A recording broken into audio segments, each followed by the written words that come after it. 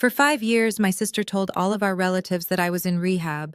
Aunts sent sympathy cards, cousins whispered at family gatherings. I was not in rehab. I had never touched a single addictive substance in my life. I was in another country working 16-hour days on a massive project. When the Forbes article dropped with my face on the cover, my mother's phone did not stop ringing for 36 hours. My name is Zora. I am 31 years old and somehow still healing from wounds my family inflicted. As a successful biotech founder, I escaped their toxicity but maintained occasional contact from across the globe. Before I continue this story, let me know where you are watching from in the comments below. Hit like and subscribe if you have ever had to stand up to a family who underestimated your worth. Growing up in an affluent Maryland suburb meant privilege to outsiders. But inside our sprawling colonial home, emotional coldness permeated every single corner. My parents, Pastor Calvin and Mama Yvonne, were the absolute pillars of our local church community. To them, image was not just important, it was everything. Their entire identity was wrapped up in how the congregation viewed them, and the golden image of our family always belonged to my older sister Rochelle. At 35, she was a public relations executive who knew exactly how to spin a narrative. She was the perfect daughter, the perfect wife, and the perfect church member. I, on the other hand, was the quiet one, the observant one, the one who refused to play their exhausting games of pretend. This past Thanksgiving, I finally agreed to return home for the first time in 5 years. I had been living in Geneva, Switzerland, building my company from the ground up, securing patents, and negotiating with international investors. My family knew absolutely nothing about my real life. They only knew the pathetic narrative Rochelle had carefully crafted in my absence. To them, I was the troubled younger sister who stole money and ran away to hide her terrible addictions. They truly believed I spent the last half-decade rotating through out-of-state treatment facilities.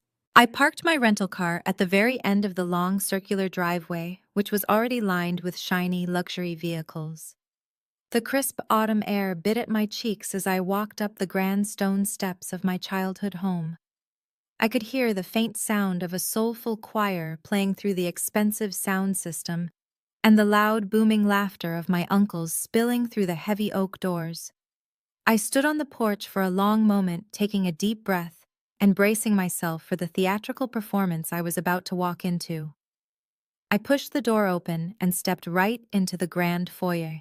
The familiar scent of roasted turkey, baked macaroni and cheese, and extremely expensive perfume hit me instantly. The massive living room was packed to the brim. Extended family members, church elders, and high society friends were all mingling under the glowing crystal chandelier. Everyone was dressed to impress, showing off their latest designer purchases and custom-tailored suits.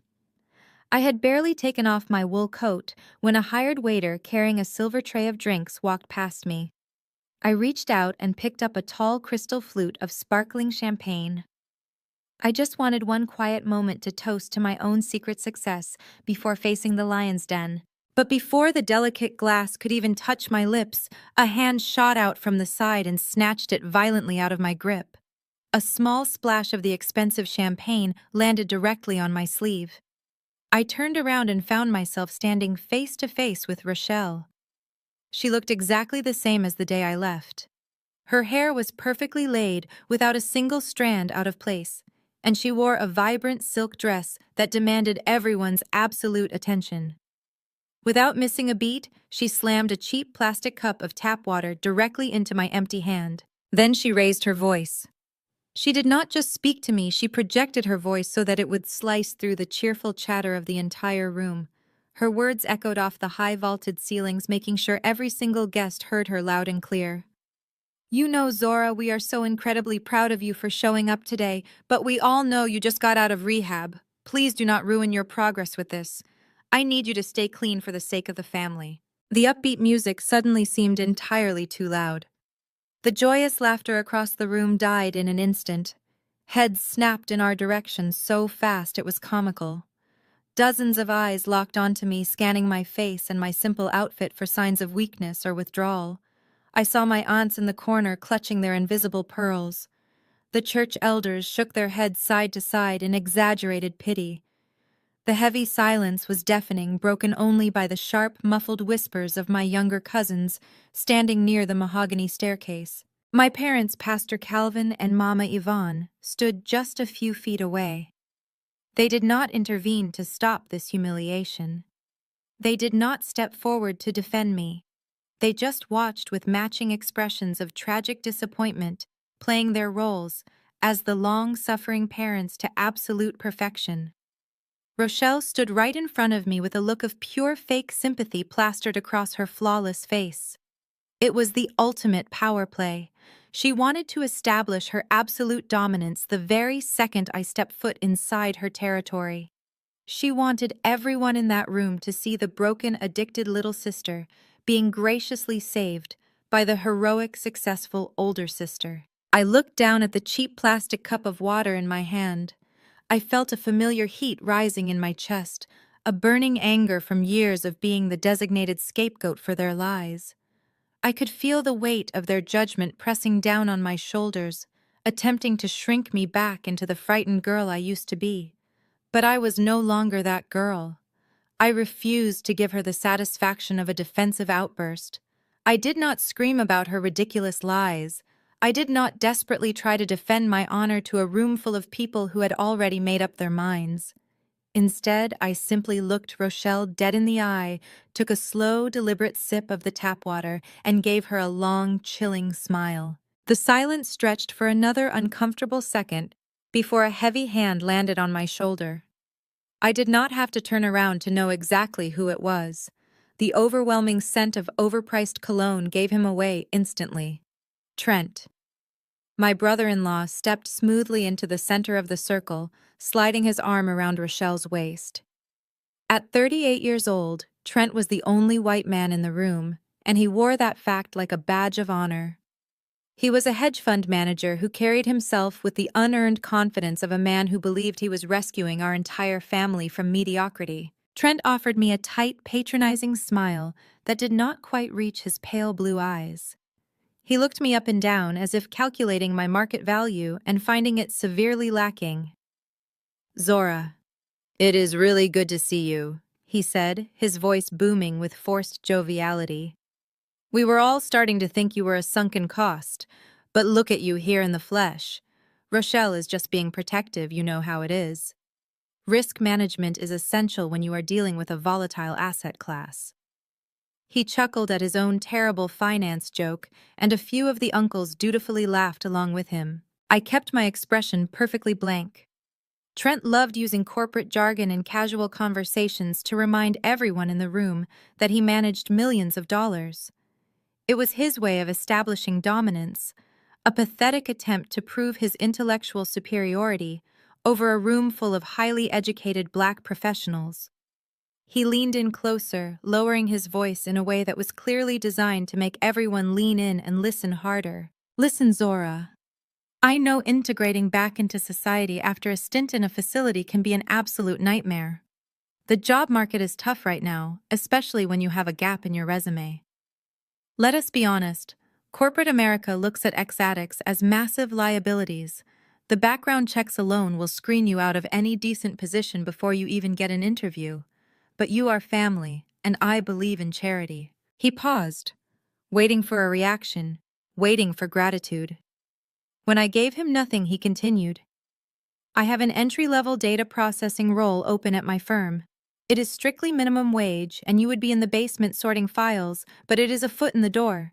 Consider it a high-risk, low-yield investment on my part. I can bypass the background check and get you on the payroll by Monday. It will keep you busy, keep you out of trouble, and give you some pocket change so you do not have to beg your parents for handouts." I stared at him, letting his insulting words hang in the air. The sheer audacity of this man was breathtaking. Trent suffered from a severe case of the white savior complex, and my family enabled every single second of it. In his mind, he was the benevolent, wealthy white knight swooping in to rescue the poor, broken black girl from her own destructive choices. He thrived on the power dynamic. He loved that my father, Pastor Calvin, deferred to him on business matters. He loved that my mother, Mama Yvonne, bragged to her church friends about her son-in-law, the hedge fund manager. Trent used his proximity to our wealthy African American circle to prove how progressive he was while simultaneously treating us like charity cases he had generously adopted. He thought he was untouchable. He thought he held the keys to my survival. The irony was so rich it almost made me laugh out loud. Trent was currently standing in a house my parents financed wearing a suit he bought with other people's. Money offering a minimum wage job to a woman who possessed a net worth of $400 million. If he only knew the reality of my financial portfolio, he would be the one begging for a job in my basement. My biotech company in Geneva generated more revenue in a single quarter than his entire boutique hedge fund managed in a year. But I was not going to give him the satisfaction of knowing that. Not yet. The trap needed to be set perfectly before I snapped it shut. I carefully set the plastic cup of water down on a nearby side table. I smoothed down the front of my dress and met his condescending gaze with absolute icy precision. Trent, I appreciate your deep concern for my professional development. I said, my voice soft but steady. It is truly fascinating how you assess risk. However, I assure you my resume is doing just fine without a basement filing position. I think I will explore other opportunities, but I do wish you the best of luck with your firm. I hear the market has been incredibly unforgiving lately. A brief flash of irritation crossed his face. I had hit a nerve without him even realizing how deeply I struck. It was a well-known secret in the upper echelons of the financial sector that Trent's fund had been bleeding clients for the past 6 months, but my family was blissfully unaware. He quickly recovered, pulling his arrogant smile back into place. Well, do not say I never offered you a lifeline, he muttered, crossing his arms over his chest. Just do not come crying to us when reality hits you. I watched as my father stepped forward, finally deciding to intervene, not to defend me, but to protect Trent's fragile ego. Zora, you should really thank Trent for his generous offer. Pastor Calvin said, his deep voice echoing with the authority he usually reserved for Sunday sermons. It is not every day someone is willing to overlook your past mistakes and give you a second chance. Pride comes before the fall, young lady. You are in no position to be rejecting honest work. My mother nodded vigorously in agreement, adjusting the diamond necklace resting on her collarbone. Your father is right, Zora. Trent is doing you a massive favor. You have been a burden on this family for far too long. 5 years of us praying for your recovery, and this is the attitude you bring into my house on Thanksgiving. The coordinated attack was flawless. Rochelle played the concerned victim, Trent played the benevolent savior, and my parents played the long-suffering moral authorities. It was a perfectly choreographed dance they had been practicing for half a decade. I realized then that they did not want me to recover. They wanted me to be broken so they could feel whole. They needed me to be the failure so they could feel successful. My supposed addiction was the dark contrasting background they used to make their own lives look brighter. I did not argue. I did not raise my voice or try to explain the massive biotech patents I had secured overseas. I just let them have their moment of manufactured superiority, knowing it would be their last. I looked around the room, taking in the faces of my aunts and uncles who were nodding along with my parents. They were all complicit in this illusion. They chose the comfortable lie over the difficult truth because challenging Rochelle and Trent meant challenging the very foundation of our family's social standing. I simply offered a polite nod to my father. I picked up the small velvet box I had brought as a hostess gift, placing it gently on the entryway table. It was a custom engraved vintage timepiece for my parents, but now it just felt like a marker counting down the minutes to their ultimate humiliation. Have a wonderful Thanksgiving, I said quietly.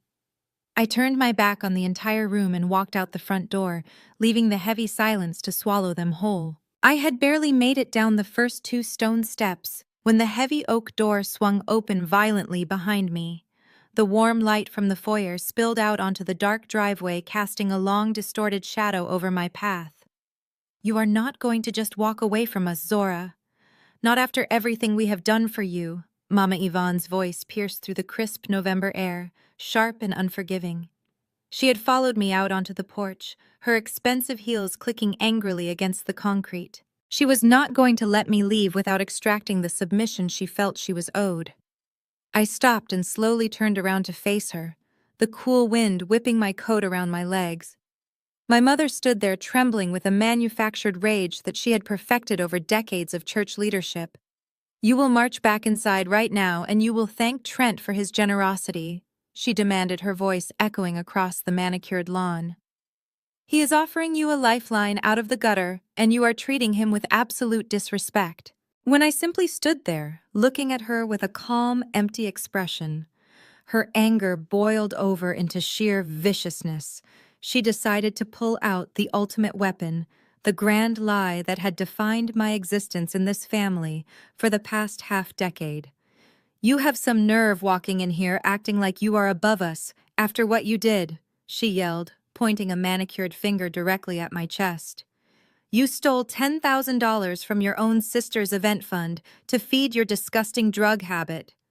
You almost ruined Rochelle's business before it even started, and we covered it up to keep you out of jail." There it was. The foundational myth of the Miller family. The great theft of 5 years ago. Standing there under the pale glow of the porch light, I felt a strange sense of absolute clarity wash over me. I did not feel the familiar panic or the desperate need to defend myself. I did not scream or cry or beg her to believe the truth, because the truth was a weapon I was saving for a much larger battlefield. The reality of that missing $10,000 was the darkest secret Rochelle ever kept. 5 years ago, my perfect sister had severely mismanaged her startup capital. She was drowning in credit card debt trying to maintain the illusion of a wealthy socialite lifestyle.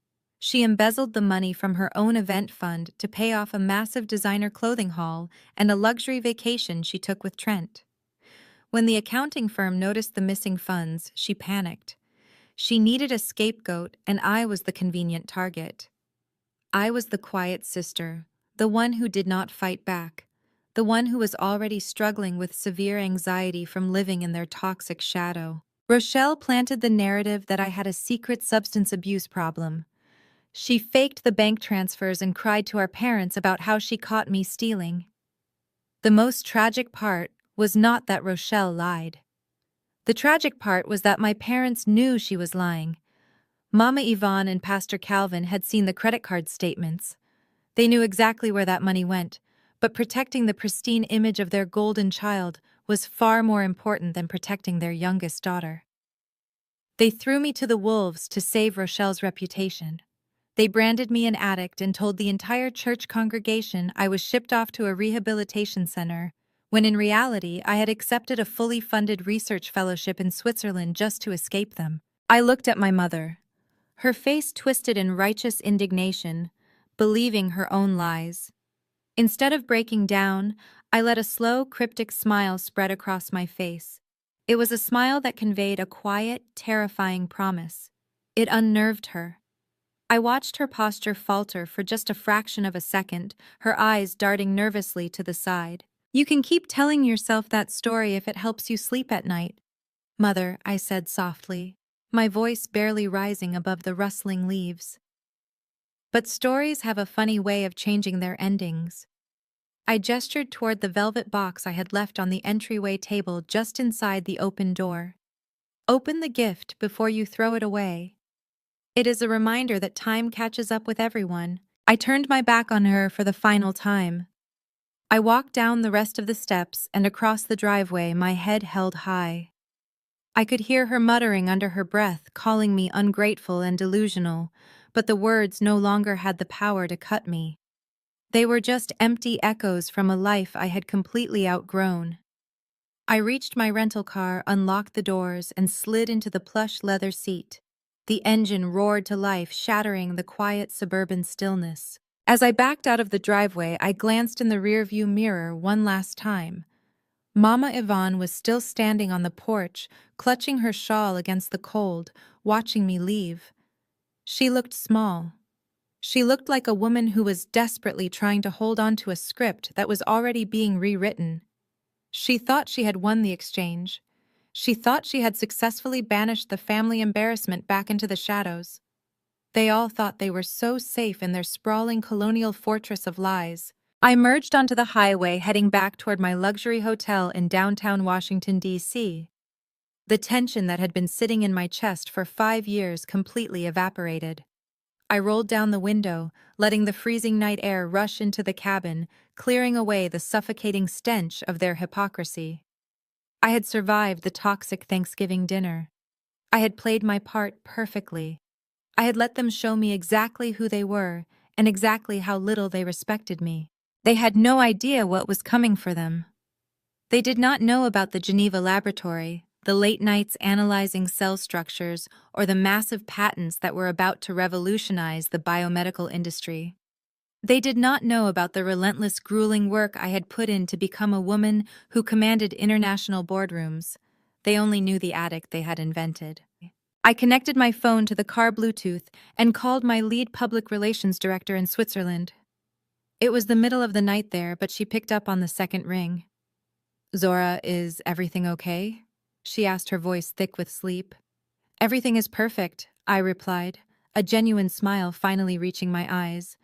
The family reunion went exactly as predicted. They took the bait. "It is time to drop the article." She chuckled softly on the other end of the line. "The Forbes digital cover is scheduled to go live in exactly 36 hours. The press releases are queued up and the financial networks have been briefed. Are you ready for the fallout?"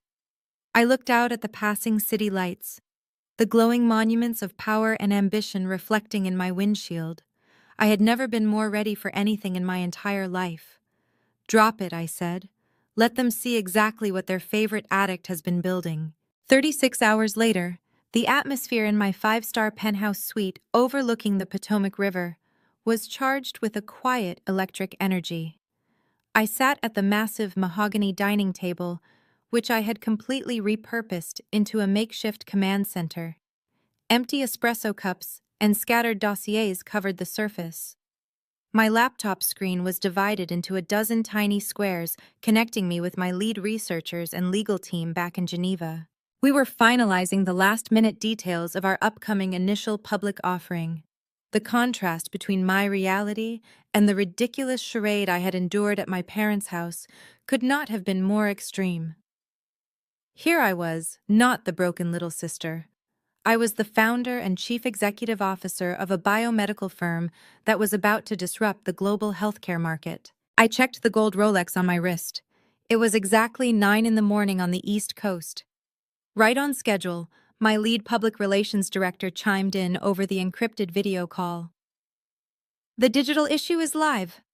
Zora," she said, her voice crackling slightly over the speakers.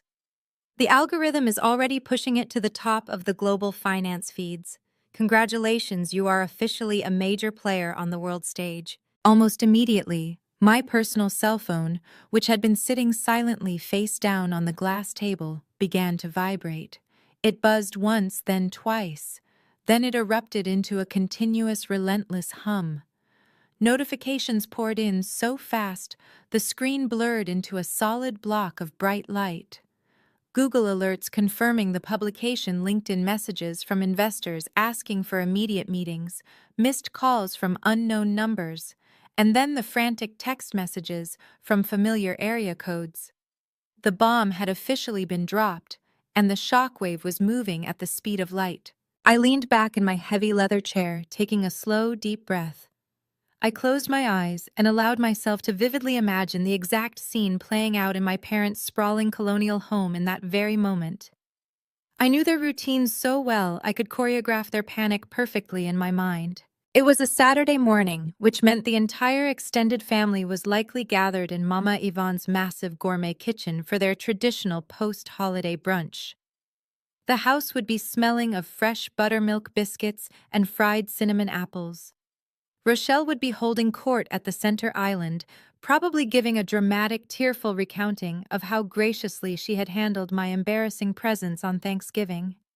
Pastor Calvin would be sipping his black coffee, reading his Sunday sermon notes about forgiveness, and Trent would be scrolling through his pathetic hedge fund portfolios pretending to be a master of the universe. Then Uncle Vernon, who was notoriously obsessed with the stock market and international financial news, would open his tablet to check the morning market summaries. he would be looking for tech trends, but instead, he would be met with my face dominating the front page of the most prestigious financial magazine on the planet. I could picture it flawlessly. Uncle Vernon's coffee mug would slip right out of his hand, shattering into a dozen sharp pieces against the imported Italian tile floor. The loud, unexpected crash would stop Rochelle mid-sentence. The entire kitchen would fall into a sudden heavy silence as everyone turned to look at him, annoyed by the interruption. "Vernon, what on earth is wrong with you?" Mama Yvonne would scold, rushing over with a towel to clean up the mess before it stained the grout. But Uncle Vernon would not apologize. He would just stare at his glowing screen, his mouth hanging open in complete, unadulterated shock.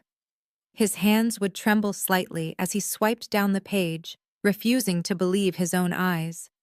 He would clear his throat, his voice shaking uncontrollably as he read the massive bold headline aloud to the entire room. Zora Miller, the biotech powerhouse. From hidden Swiss laboratory to a $400 million biomedical patent. The words would hang in the air, heavy and suffocating like thick smoke. Pastor Calvin would snatch the tablet right out of his brother's hands, his eyes frantically scanning the high-resolution cover photo. It was a stunning professional portrait of me standing in front of my state-of-the-art Geneva facility, wearing a sharp tailored suit and looking directly into the camera with absolute undeniable authority. There were no shadows under my eyes, no signs of struggle, just pure, unfiltered success. "This is impossible!" Rochelle would gasp, her perfectly manicured hands flying up to cover her mouth as all the blood rushed out of her face. "It is a mistake. They have the wrong person. She is an addict. She was in a facility. Someone paid them to write this garbage." But Pastor Calvin would read the opening paragraph aloud, his voice losing all of its usual booming theatrical confidence. According to the article, I had spent the last 5 years quietly building an international empire. I had developed a revolutionary synthetic polymer for advanced wound healing. I had secured exclusive global patents, and I was backed by some of the most ruthless and discerning venture capitalists in Europe. The article detailed my rigorous 16-hour workdays and my relentless pursuit of perfection. There was no mention of a tragic family downfall. There was no mention of rehabilitation or brokenness. There was only a meticulously documented record of massive undeniable wealth and power. The panic would spread through the kitchen like a wildfire, consuming everything in its path. Aunts who had spent the last 5 years sending my parents fake sympathy cards about my terrible addiction would suddenly realize they had been played for absolute fools. Uncles who had pitied me would stare at the screen, trying to comprehend the massive numbers attached to my name. $400 million.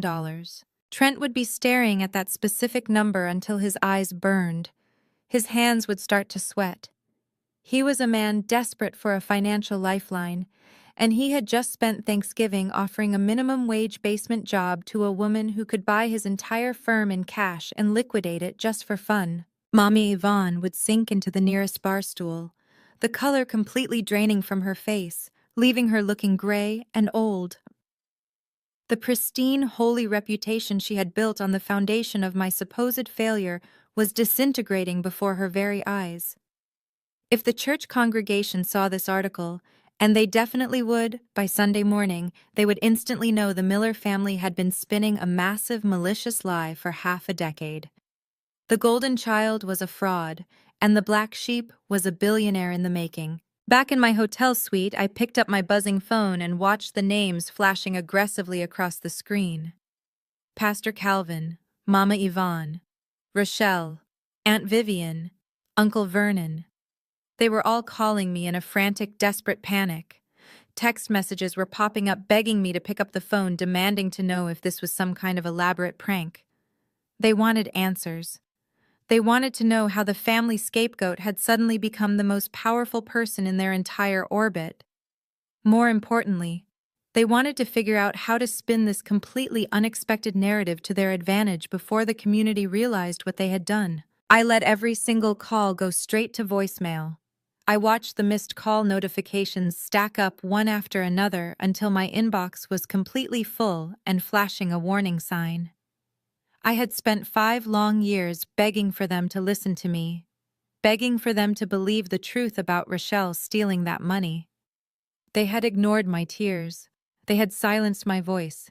They had cast me out like trash. Now they were absolutely desperate to speak to me. But I was no longer available for their manipulative games. I tapped the screen and calmly turned the phone completely off, cutting their lifeline, throwing the device onto the velvet sofa across the room. My work here was far from finished. The article dropping was just the opening move in a much larger, much more devastating game of chess. They thought the public humiliation of the truth was the worst thing that could happen to them. They had absolutely no idea about the financial trap I had already set for Trent, or the legal nightmare that was coming for Rochelle. I turned my attention back to my team on the laptop screen, ready to finalize the next phase of their absolute destruction. Even with my phone turned off, my secure email server began catching the overflow of digital panic. Audio files of voicemails automatically transcribed themselves onto my screen. I watched the words type out in real time, reading the sheer desperation bleeding through every syllable Rochelle spoke. Her first voicemail was left at exactly 9:15, just minutes after Uncle Vernon had dropped his coffee mug. "Zora, pick up the phone right now." Her voice tried to maintain its usual bossy, authoritative tone, but a slight tremor betrayed her. "I do not know what kind of sick joke this is, or how much money you wasted trying to buy a fake article, but you are embarrassing the family. Call me back immediately so we can coordinate a statement to the church. We need to tell them you are having a manic episode." I deleted the file without a second thought. 10 minutes later, a second voicemail arrived. This one was faster, the words stumbling over each other. "Zora, this is not funny anymore. People are calling my public relations firm asking for comments on your little science project. You are interfering with my business. You need to post a retraction online right now and tell everyone that you exaggerated the numbers. $400 million is a ridiculous lie, and nobody with half a brain is going to believe a recovering addict built a biomedical empire." It was genuinely fascinating to witness her psychological unraveling from 3,000 miles away. Rochelle had spent her entire adult life carefully constructing an alternate reality where she was the brilliant, successful hero, and I was the tragic cautionary tale. Her mind literally could not process the fact that the article was real. If the article was real, it meant her entire existence was a carefully orchestrated fraud. It meant the younger sister she had actively destroyed and pushed out of the country had completely eclipsed her in every measurable way. She could not handle the truth, so she doubled down on the delusion. By noon, my phone carrier had forwarded a group chat screenshot sent to me by a younger cousin who always secretly hated Rochelle's arrogant attitude. The screenshot showed Rochelle frantically texting the church aunties group trying to do aggressive damage control before the Sunday service. Her messages were long, rambling paragraphs of pure, unhinged denial. "Please do not believe the fake news circulating online about my sister. The devil is working hard to tear our family apart." Zora paid a sketchy overseas marketing firm to Photoshop her face onto that magazine. It is a classic cry for help from someone struggling with severe substance abuse. We are looking into getting her back into a secure facility. Please keep us in your prayers. I read the text message twice just to marvel at the audacity. She was a public relations executive, and this was her master plan.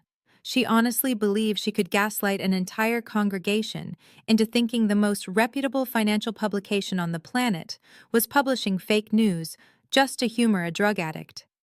She was digging her own grave with a silver spoon. The younger cousin texted me a follow-up message laughing at the absolute chaos. She said Aunt Vivian had already called the local news station to brag about her billionaire niece, and 2 other church elders were currently arguing with Rochelle in the group chat demanding to know why they were never invited to my graduation in Switzerland. The carefully built dam was breaking, and Rochelle was trying to plug a massive hole with a single manicured finger. I could picture her pacing the hardwood floors of her luxury Maryland home, her perfect hair starting to frizz, her designer silk robe clinging to her sweating body. The golden child was finally experiencing the crushing weight of reality. For years, she had used my supposed failures to elevate herself. Whenever she felt insecure about her mounting credit card debt or her struggling boutique firm, she would just remind everyone about poor broken Zora. Now that crutch had been brutally kicked out from under her. Without my failure to stand on, she was just a mediocre local event planner drowning in debt while her husband ran a failing hedge fund. She was terrified. The people she had lied to for years were starting to ask very uncomfortable questions. The church aunties who thrived on gossip were already sensing blood in the water. They knew a fake story when they saw one, and Rochelle's frantic, sweaty desperation was the most obvious red flag in the world. By 2 in the afternoon, a third voicemail arrived. This one was entirely devoid of her usual commanding arrogance. It was breathless, high-pitched, and laced with genuine panic. Zora, please, you have to answer the phone. Trent is freaking out. Investors are calling him asking why he never mentioned his sister-in-law was a biotech founder. He looks like an idiot. Mama Yvonne is locked in her bedroom crying because the pastor's wife asked her why she lied about you being in a facility. You are ruining our lives. Please just pick up and tell me what you want. How much money do you want to make this go away? The sheer projection was astounding. She was accusing me of ruining their lives simply by existing and being successful. She thought she could buy my silence with the very same money she had stolen from me 5 years ago. She still thought I was the weak little girl who would cave under the pressure of family guilt. I closed the audio file and leaned forward, resting my elbows on the mahogany table. I looked at the screen where my lead attorney in Geneva was waiting patiently for my instructions. He had been listening to the translated transcripts of the voicemails with a look of mild disgust on his face. They are completely unraveling, he noted softly. The sister is providing us with excellent documented evidence of her continued defamation. Sending those group texts to the church members claiming your business is a fraud is a direct violation of international libel laws. We can add that to the lawsuit. I nodded, a cold satisfaction settling deep in my chest. Yes, add every single word to the file I instructed. Let her keep talking. Let her spin her web of lies as wide as she possibly can. The more people she tries to convince, the more witnesses we will have when we drag her into federal court. Let me explain the true depth of Rochelle's mental state at that exact moment. She had always been the blazing sun around which our family orbited. Pastor Calvin used her as the ultimate example of righteous living in his Sunday sermons. Mama Yvonne paraded her around the country club like a prized show pony. They had built a complete mythology around her absolute perfection. When you build your entire identity on being superior to someone else, their massive success feels like a violent physical attack. I received another forwarded message, this time an audio recording from a busybody church member who had managed to get Rochelle on the phone. The recording captured Rochelle speaking in a hushed, frantic whisper, clearly hiding in a bathroom somewhere. You have to understand, Sister Martha. Rochelle pleaded, her voice cracking. Zora is very sick. This whole biotech company thing is a front. She is laundering money for dangerous people overseas. That is why she has all this sudden wealth. We were trying to protect the church by keeping her addiction quiet, but now she is lashing out. I actually laughed out loud in my quiet hotel suite. Money laundering for dangerous people overseas. It was like listening to a poorly written script for a cheap afternoon soap opera. She was so desperate to explain away my massive net worth that she was willing to accuse me of international organized crime rather than admit I was simply smarter and harder working than she would ever be. The tragic irony was that while she was busy trying to convince the congregation that I was a criminal, her own husband Trent was currently under active federal investigation for actual financial crimes. She was projecting their own dirty secrets onto me in a blind, relentless panic. Her delusion was absolute. She had lied for so long that she could no longer distinguish between reality and the fictions she created to protect her fragile ego. I took a slow sip of my cold espresso. The storm was raging violently in Maryland, but here in my suite, there was only perfect, calculated calm. The first phase of my plan had executed flawlessly. The bomb had exploded, the shrapnel had hit the targets, and the panic had permanently set in. The enemy was currently running around in the dark, screaming at shadows and exposing all of their vulnerabilities. Soon the real destruction would finally begin. The very next morning, my hotel room phone rang with a call from the front desk. My parents had bypassed my blocked cell phone number by simply driving to the hotel and intimidating the concierge. The clerk sounded nervous as he informed me that a pastor, Calvin Miller, and his wife were waiting in the private dining room off the main lobby, demanding an immediate audience. I could have easily told security to escort them off the premises, but I decided it was time to look them in the eye. I changed into a sharply tailored charcoal suit, clasped my favorite gold watch around my wrist, and took the private elevator down to the ground floor. I walked into the private dining room and found them sitting at a long mahogany table. They did not look like the confident, untouchable pillars of the community they played on Thanksgiving. Pastor Calvin looked exhausted, his eyes bloodshot from a lack of sleep.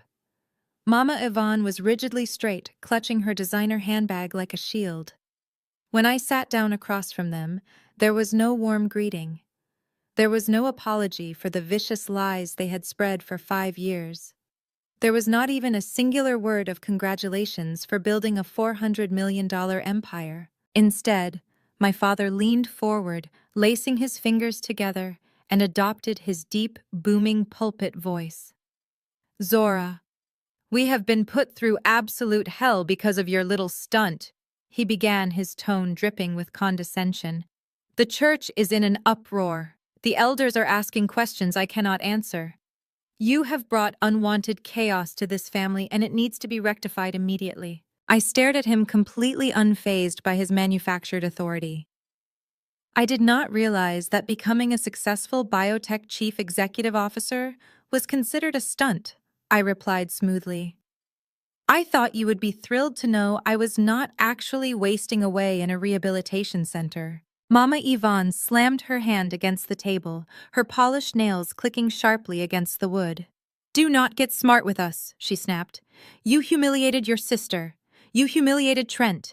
You purposely timed that article to embarrass us all right after Thanksgiving. We know exactly what you are doing." I let a brief, humorless smile touch my lips.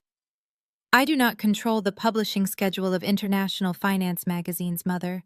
But please tell me why exactly you dragged yourselves all the way to downtown Washington just to yell at me." Pastor Calvin cleared his throat, shifting his weight in the heavy leather chair. "We are here to talk about family loyalty, Zora. The Bible teaches us that to whom much is given, much is required.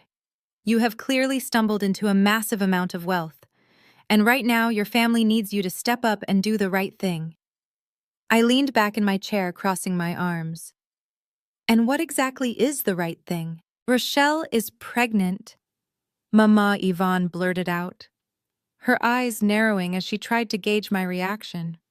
"She just found out a few weeks ago. She is carrying the first grandchild of this family, but she is under immense stress because of you. Trent's fund is experiencing a temporary liquidity issue, and your sister is worried about providing a stable environment for her baby. The stress is not good for the child, Zora. You owe it to this family to help them out." I let the silence stretch out between us, absorbing the sheer audacity of her words. They were using an unborn child to emotionally blackmail me into funding a failing hedge fund managed by a man who had offered me a minimum wage job just 48 hours prior. My father took my silence as an opening. "We have spoken with an attorney," he said, sliding a manila folder across the smooth surface of the table. "We have drafted a simple equity transfer agreement. We are asking you to sign over 20% of your company to Rochelle. It is the least you can do after everything we have done for you. We covered for your addiction, Zora. We protected your reputation when you were at your lowest. We put up with all of your issues and kept the family name spotless. Now it is time for you to repay that grace." I looked down at the folder without making a single move to touch it. 20% of my company was currently valued at roughly $80 million. They wanted me to hand over $80 million to the sister who stole from me, lied about me, and tried to convince the world I was a drug addict. And they believed I owed it to them because they so graciously covered up the fake addiction they themselves had actively invented. The psychological gymnastics required to reach that level of entitlement were truly astounding. I looked back up at my parents. Their faces were set in expressions of righteous expectation. They genuinely believed I would fold. They thought the religious guilt, the invocation of family loyalty, and the mention of a new baby would be enough to break my resolve. They still saw the terrified 19-year-old girl they used to manipulate with ease. I reached out and pushed the manila folder back across the table, letting it slide until it bumped against my father's coffee cup. "You want 20% of my biomedical firm?" I stated, my voice dropping to a low, icy register. "You want $80 million to bail out a fraudulent white savior who is running a sinking ship. And you want it because you think you protected me from a drug addiction that never existed." Pastor Calvin's face flushed a deep, angry red. "Do not disrespect your brother-in-law like that.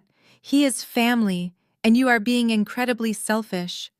God has blessed you with this money, and you are hoarding it while your own flesh and blood suffers." I leaned forward, placing both of my hands flat on the table. "God did not build that laboratory," I said, staring directly into his eyes. "God did not spend 16 hours a day isolating polymer chains while living off ramen noodles in a foreign country. I did that. I built that company from the ground up while you were standing in front of your congregation asking them to pray for your pathetic junkie daughter." Mama Yvonne gasped, clutching her chest as if she had been physically struck. "How dare you speak to your father that way?" "I dare because the truth is finally sitting at this table, Mother. Rochelle stole that event money 5 years ago. You knew it. Dad knew it. You let her blame me because she was your golden child, and you could not stand the thought of your perfect church friends finding out she was a thief. You sacrificed my reputation to save hers. You told everyone I was an addict. You let Trent treat me like trash. And now you have the absolute unmitigated nerve to sit in front of me and demand the fruits of my labor." They were completely silent. The righteous indignation had vanished, replaced by a stark, terrified realization that their control over me was permanently broken. "Rochelle is not getting a single share of my company," I continued, my voice echoing in the quiet room. "Trent is not getting a single penny to save his failing fund. Your grandchild will have to learn how to live on a budget because the free ride is officially over." I stood up from the table, smoothing the wrinkles out of my charcoal suit. "You should really take that equity transfer agreement and throw it in the shredder. Or better yet, give it to Rochelle so she can show it to her bankruptcy lawyer." Pastor Calvin stood up, his hands shaking with rage. "If you walk out that door, Zora, you are dead to this family. You will not be welcome in our home or our church ever again." I paused at the door, looking back at them one last time. The sad truth was, they did not realize I had mourned the death of this family 5 years ago. "Dad, your home is built on lies, and your church is full of hypocrites," I replied softly. "Being dead to you is the greatest blessing I have ever received." I opened the heavy wooden door and walked out into the bright hotel lobby, leaving them trapped in the dark reality of their own making. The emotional ties were completely severed. There was nothing holding me back anymore.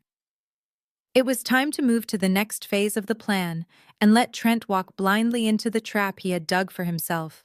I did not have to wait long for the next rat to abandon the sinking ship.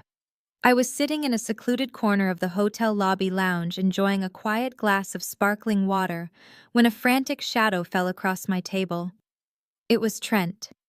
The arrogant hedge fund manager who had strutted around my parents' living room like a king was completely gone. In his place stood a man who looked like he had aged 10 years in 48 hours. His expensive tailored suit was deeply wrinkled. His silk tie was pulled loose, and the top button of his shirt was undone. A visible sheen of cold sweat coated his pale forehead. He did not wait for an invitation. He practically collapsed into the plush armchair across from me, looking nervously over his shoulder. as if he expected federal agents to be walking through the revolving doors at any second. "Zora, we need to talk," he whispered. His voice was thin and raspy, completely stripped of the booming, patronizing confidence he had wielded like a weapon just 2 days ago. I took a slow, deliberate sip of my water. I did not offer him a greeting. "I am a very busy woman, Trent," I said, my tone perfectly flat. "If you are here to offer me that minimum wage data entry job in your basement again, I am afraid I must decline. Running a biomedical empire is incredibly time-consuming." He flinched visibly. The arrogant savior act was completely dead. "Please, Zora, cut the sarcasm," he begged, leaning forward until his elbows rested on the table. I smelled the sharp sting of stale whiskey radiating from his pores. He had clearly been drinking since the article dropped. "I saw your parents leaving the hotel earlier. They looked like they had been hit by a truck, so I know you turned down their equity request. But my situation is completely different. This is a matter of absolute survival." I set my glass down, resting my hands gracefully in my lap. "I am listening," I said softly. Trent swallowed hard. His hands were trembling so badly he had to clasp them together to keep them still. "My fund is drowning, Zora." He confessed, the words tumbling out of him in a rushed, pathetic wave. "We are massively underwater. We took some terrible hits on high-risk leveraged positions over the summer, and the market completely turned against us. Our liquidity is practically non-existent. If even a fraction of my clients ask to withdraw their money this week, we will default." I kept my expression entirely neutral, but inside my mind was working at lightning speed. The great white hope of the Miller family was begging for his financial life. The man who loved to use corporate jargon to make my family feel small was currently suffocating under the weight of his own profound incompetence. But a failing fund was simply bad business. It was not enough to explain the sheer terror dancing in his pale blue eyes. There was something darker hiding beneath his panic. "Bad investments happen every day, Trent," I replied calmly. "You file for bankruptcy, you liquidate the remaining assets, and you start over. Why exactly are you tracking me down in a hotel lobby reeking of cheap alcohol?" He closed his eyes and let out a shaky breath. "Because bankruptcy means they look at the books," he whispered, his voice dropping so low I had to lean in to hear him. "And if they look at the books, they will see what I did." I tilted my head, feigning mild curiosity. "What exactly did you do, Trent?" He looked around the lounge one more time before leaning in even closer. The losses were so devastating that I panicked. I started moving money around to cover the margins. I used capital from new investors to pay off the guaranteed returns for the older clients. I created fake offshore shell companies to purchase the toxic assets off my own books at inflated prices, just to make our quarterly statements look profitable. The room seemed to go completely still. He was describing a classic Ponzi scheme mixed with massive corporate fraud. "And now the Securities and Exchange Commission is involved," he continued, a single drop of sweat rolling down the side of his face. "I got a tip from an inside contact yesterday. The SEC is running a secret preliminary investigation on my firm. They suspect we have been misrepresenting our asset values. They are quietly pulling banking records and reviewing our international wire transfers. It is only a matter of days before they show up at my office with federal warrants and freeze every single account tied to my name." I stared at him, letting the absolute gravity of his confession hang in the quiet air between us. The irony was so magnificent, it was almost difficult to process. For 5 years, my family had bowed down to this man. They had treated him with ridiculous reverence because he represented the ultimate proximity to white wealth and corporate success. He had stood in my parents' foyer, looking down his nose at me, treating me like a criminal because of a completely fabricated drug addiction. And all along, he was the actual criminal in the room. He was the one stealing millions of dollars. He was the one lying to his family, his community, and his investors to maintain a pathetic illusion of superiority. The golden child's perfect husband was a desperate common thief wearing an expensive suit. "I will lose my firm, Zora," he pleaded, his voice cracking with genuine despair. "I will lose my financial licenses, The federal government will seize my home, my cars, my personal accounts. I could face 20 years in federal prison. Rochelle will be completely destitute with a new baby. He looked at me with wild, desperate eyes, searching for any sign of sympathy. He thought the mention of his pregnant wife would soften me. He thought that despite his racism and his arrogance, I would still feel some inherent obligation to save him because he was married to my sister. He was truly banking on the deeply ingrained conditioning of Black women to sacrifice themselves to save everyone else around them. But I had spent 5 years unlearning that exact behavior. I felt absolutely nothing for him but a cold, clinical fascination. "You have $400 million, Zora?" He whispered, his eyes wide and pleading. "You are practically swimming in liquid capital right now. The biotech article said you just closed a massive round of private funding. I need a massive injection of cash. Immediately. If I can just balance the books and cover the missing client funds before the auditors arrive, I can make this entire federal investigation disappear." I watched his desperate eyes darting across my face, searching for a weakness that simply did not exist. $15 million, Zora. He repeated, his voice dropping into a harsh, demanding register. "That is all I need. 15 million is barely a fraction of what your company is worth right now. You can wire it through a shell corporation. Call it a seed investment or a family loan. I do not care how you structure it, but I need that money in my primary account by the end of the week." I let a long beat of silence pass between us. I looked at the sweat gathering at his temples and the slight tremor in his jaw. "You want me to commit corporate fraud to cover up your federal crimes?" I asked, keeping my tone mild and conversational. "You want me to steal from my own investors to save a man who mocked me in my parents' living room 2 days ago?" "Trent, I think the alcohol has severely clouded your judgment." The answer is absolutely not. The last shred of his pathetic begging vanished in an instant. His face darkened, the pale skin flushing an ugly shade of red. His true nature, the arrogant, entitled predator, finally broke through the surface of his panic. He leaned across the small table, invading my personal space. The smell of stale whiskey grew overwhelming. "You do not get to say no to me, Zora," he sneered, his voice dripping with venom. "You think you are untouchable just because you got your face on a magazine cover. But I know exactly how the financial sector works. I know you are preparing for a massive initial public offering in the next few months. Biotech is a volatile industry. Your investors are betting millions on your steady leadership and your sharp mind." He paused, letting a nasty, cruel smile stretch across his face. "What do you think will happen to your precious stock price if the media finds out the brilliant chief executive officer is actually a hardcore drug addict who spent the last 5 years bouncing in and out of shady rehabilitation centers?"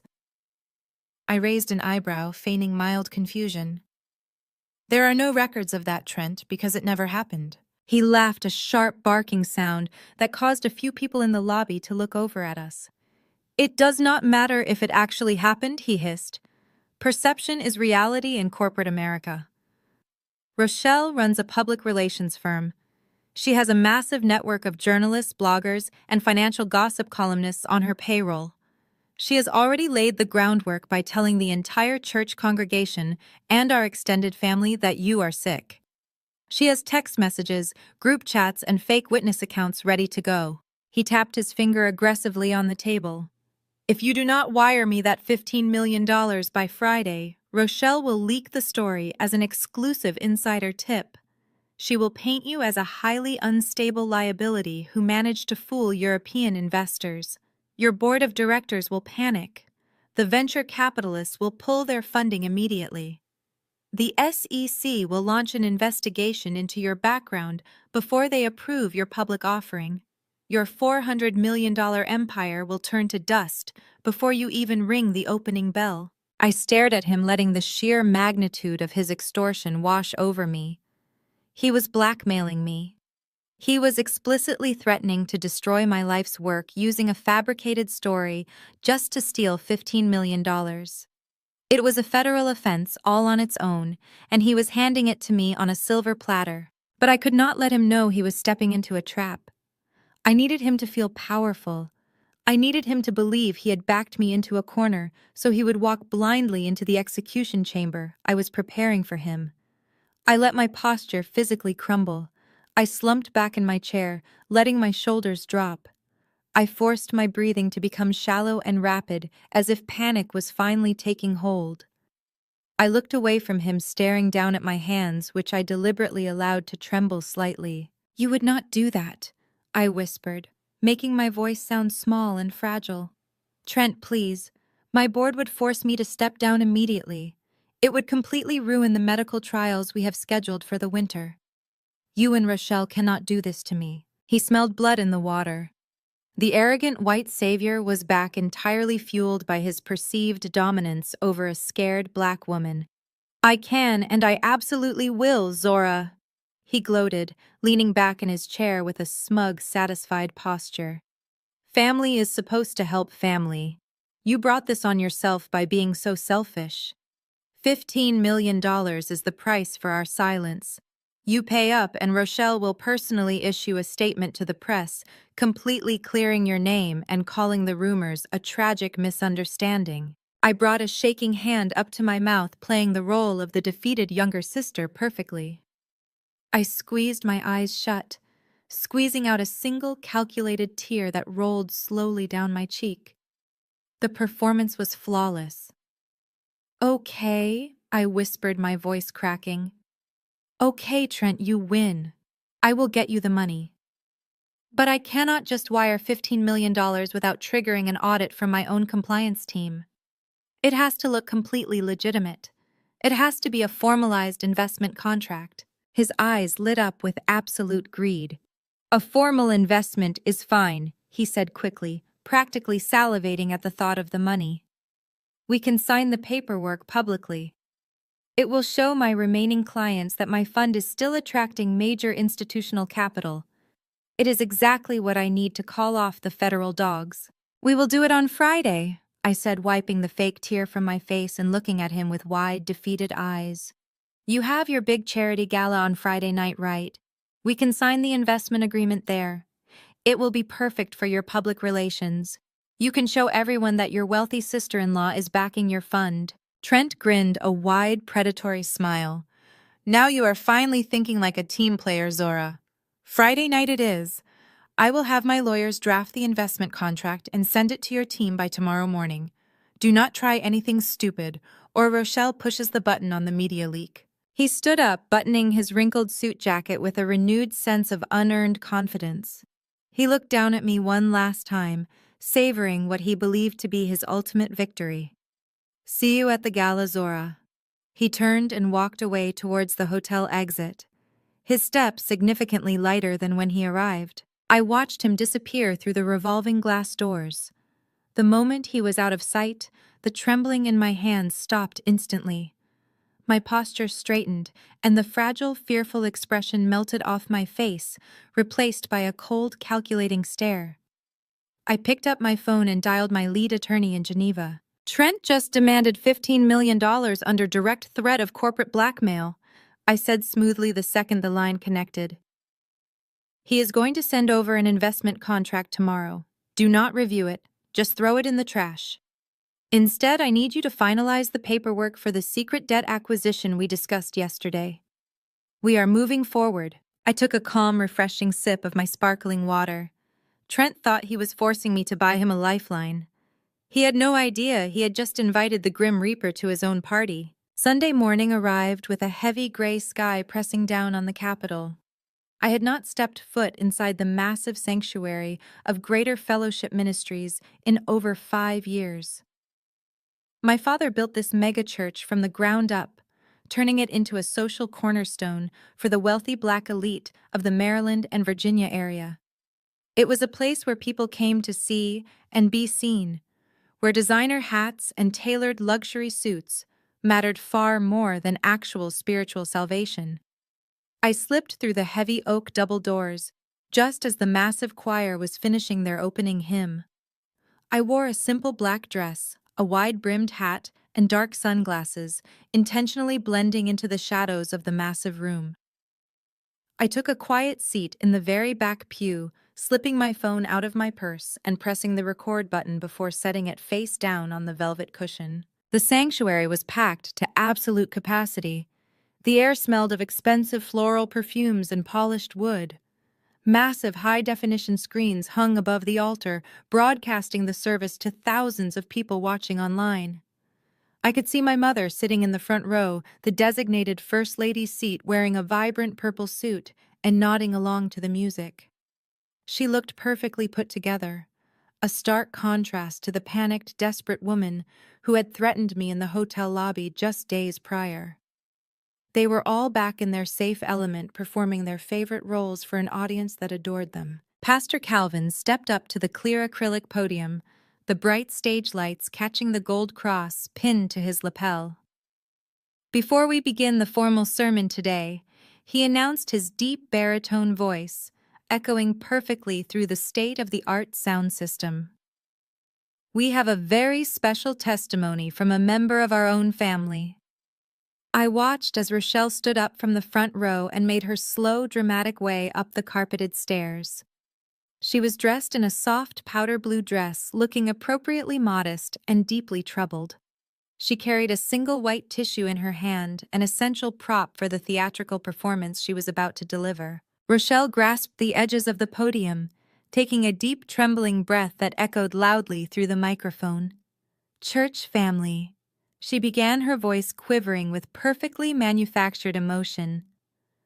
"I stand before you today with an incredibly heavy heart. Many of you know that my younger sister Zora has been struggling for years with severe personal demons. We have prayed for her. We have funded her time in out-of-state facilities, and we have loved her relentlessly through her darkest seasons." The congregation let out a collective heavy murmur of sympathy. Several older women in the rows ahead of me shook their heads, murmuring "Amen" and "Lord help that poor girl." Rochelle's fake tears began to flow perfectly on cue, right on schedule. "Recently, Zora has come into a significant amount of sudden money." She continued, wiping her eyes delicately as the camera zoomed in on her face. "I wish I could stand here and say this financial blessing had brought her peace, but instead, it has completely blinded her. The devil is using this sudden wealth to harden her heart and poison her mind. She has turned her back on her family, on her church, and on the very faith that kept her alive. She is hoarding her resources while the people who loved her through her severe addiction are struggling to keep their heads above water. My husband Trent has tried so hard to guide her, but she is lost to the greed. Please, church family, I am begging you to pray for her soul. Pray that the love of money does not completely destroy whatever is left of the little sister I used to know." Sitting in the back row, I felt absolutely nothing but a cold, calculating satisfaction. Rochelle was standing in front of 3,000 physical attendees and thousands more online, officially putting her malicious defamation on the public record. My phone captured every single word of her libelous speech in crystal clear, high-definition audio. She was digging her own legal grave in front of an audience of thousands, and she genuinely believed she was securing her status as a righteous, tragic victim. The sheer narcissism required to tell such a massive lie standing directly in front of a church altar was staggering, but it perfectly encapsulated everything I had come to despise about my family. Rochelle stepped down from the podium to a massive wave of applause and sympathetic amens. Pastor Calvin returned to the microphone, placing a comforting, fatherly hand on her shoulder before she walked away to return to her seat. He opened his leather-bound Bible, looking out over the sea of faces with a severe, highly judgmental expression. "Today, we are talking about the ultimate sin of deep selfishness," he thundered, his voice rising up to the vaulted ceilings. "We are talking about the spiritual decay that happens when a person worships a bank account instead of their own family. The Bible tells us that the love of money is the root of all evil, and we are seeing it actively poison our own homes right now." He paced across the wide stage, waving his Bible in the air, sweating under the stage lights. "God does not bless you with wealth, so you can turn your back on your blood," he shouted, the crowd hanging on to his every word. "He blesses you so you can elevate your community and support the people who raised you. When you hoard your blessings out of spite and arrogance, you are quite literally stealing from the Lord Himself. There are people in this very room who have forgotten where they came from. There are people who think a magazine cover makes them more powerful than the Word of God. He spent the next 45 minutes delivering a blistering, aggressive sermon explicitly designed to publicly shame me and validate Rochelle's disgusting lies. He painted a vivid picture of an arrogant, ungrateful child who was heading straight for immediate divine punishment.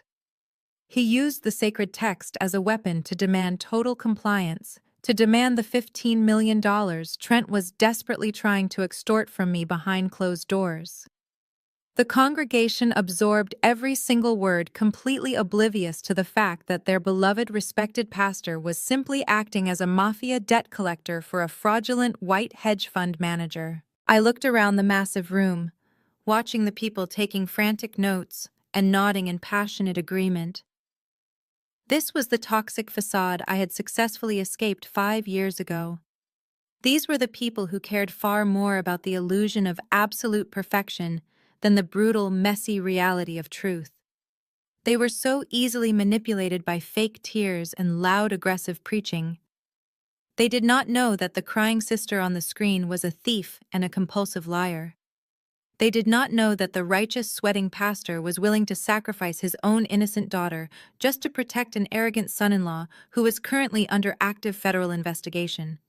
They were completely and utterly blind. As the sermon finally reached its loud, sweaty crescendo, I picked up my phone from the velvet cushion and stopped the recording.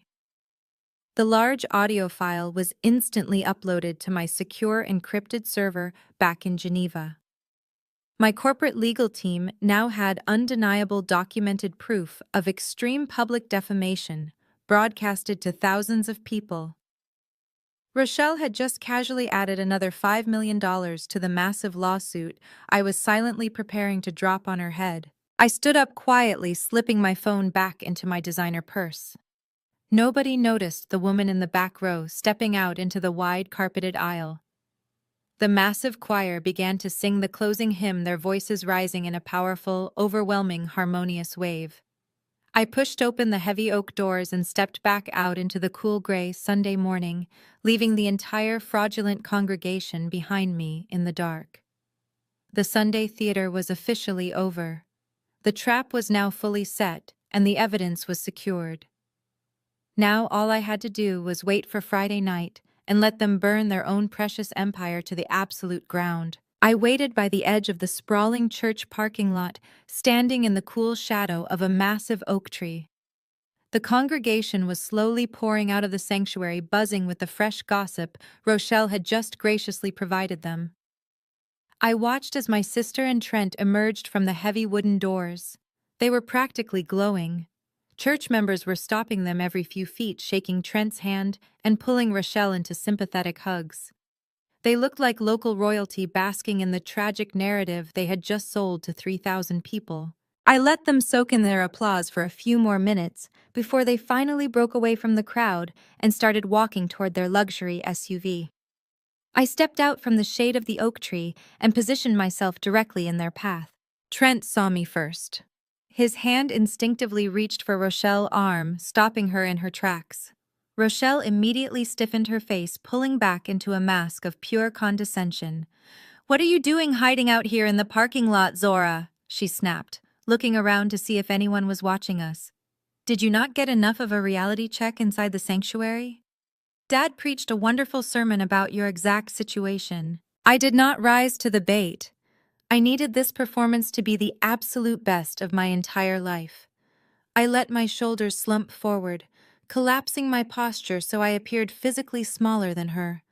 I kept my eyes focused on the asphalt near their expensive shoes.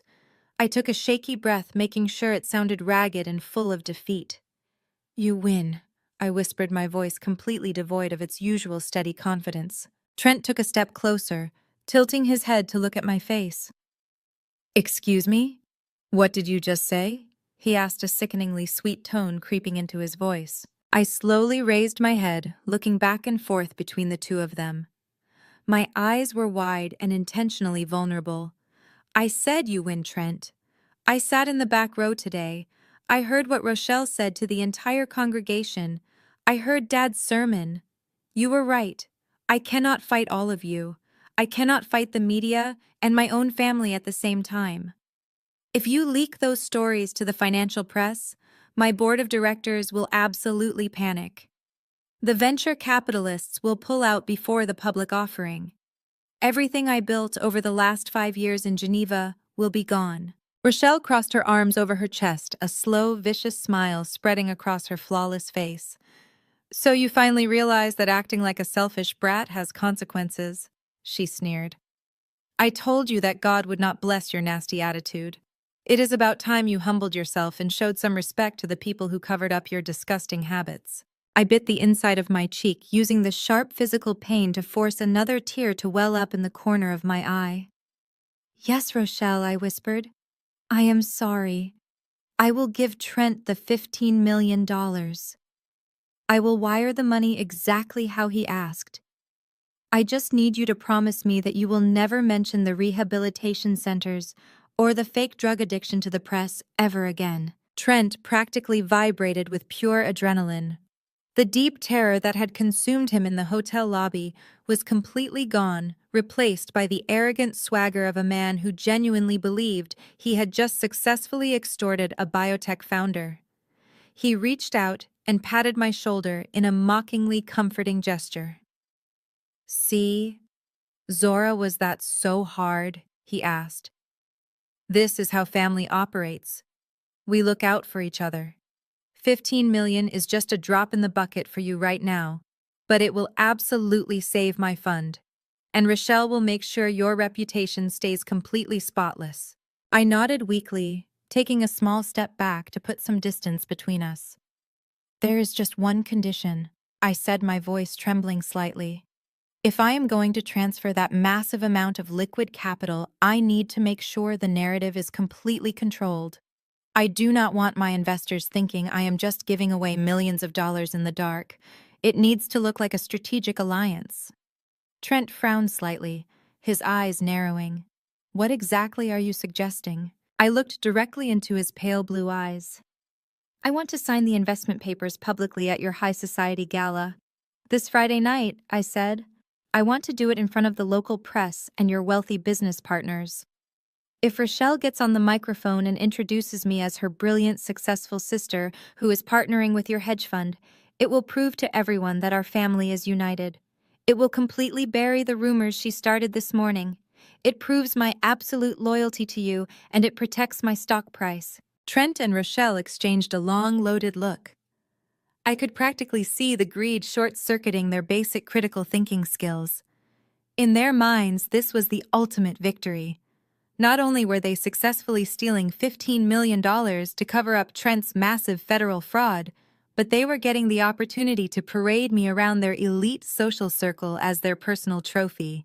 They would get to show all their wealthy friends that they had successfully tamed the rebellious billionaire sister and brought her completely to heel. It is a brilliant public relations move, Rochelle admitted, her eyes shining with absolute delight. It makes us look incredibly powerful. A strategic family partnership. The press will absolutely love it, and it will make all the church members forget about what I said this morning. I can just spin it and say my prayers worked, and you finally saw the light. Trent clapped his hands together, rubbing his palms in eager anticipation. Friday night is perfect, Zora. The gala is at the downtown Ritz-Carlton. All of my most important institutional investors will be there. Signing a $15 million deal in front of them will completely restore their faith in my firm. The federal investigators will drop their case the second they see that kind of massive capital injection. I will have my legal team draft the exact investment contracts tomorrow morning and courier them to your hotel suite so you can review them before the party. I nodded submissively, keeping my eyes wide and compliant. Thank you, Trent, I murmured. I will review them carefully and bring them to the gala ready to sign. Please, just do not talk to any reporters until then. You have my absolute word. Trent beamed, a massive, predatory smile taking over his face. We will see you on Friday night, Zora. Wear something incredibly expensive. We need you looking like a major biomedical player. They turned and walked away toward their vehicle, their heads leaning close together as they animatedly whispered about their massive triumph. They were floating on a cloud of unearned victory, completely intoxicated by the illusion of their own supreme power. They did not bother to look back at me. If they had looked back, they would have seen the terrified, defeated posture instantly melt away from my body. I stood alone in the empty church parking lot, the cool wind blowing through the branches of the oak tree overhead. I reached into my purse and pulled out my sunglasses, sliding them over my eyes to block out the harsh Sunday morning glare. The performance had been executed flawlessly. The trap was no longer just set, it was completely locked and bolted. Trent was going to invite all of his most important clients and the local media to witness what he thought was his financial salvation. He was building the absolute perfect stage for his own public execution. I walked toward my rental car, my steps light and purposeful. I had 5 days to finalize the debt acquisition and coordinate with my corporate lawyers. 5 days to make sure the federal authorities knew exactly where Trent would be standing when the music finally stopped. Friday night was going to be the most expensive gala the Miller family ever attended. Friday night arrived with a sharp chill in the air. But inside the grand ballroom of the downtown Ritz-Carlton, the atmosphere was stiflingly warm and dripping with excessive wealth. Massive crystal chandeliers hung from the vaulted ceilings, casting a golden glow over dozens of round tables draped in heavy white silk. Waitstaff in pristine tuxedos glided across the room, carrying silver trays of champagne and rare caviar.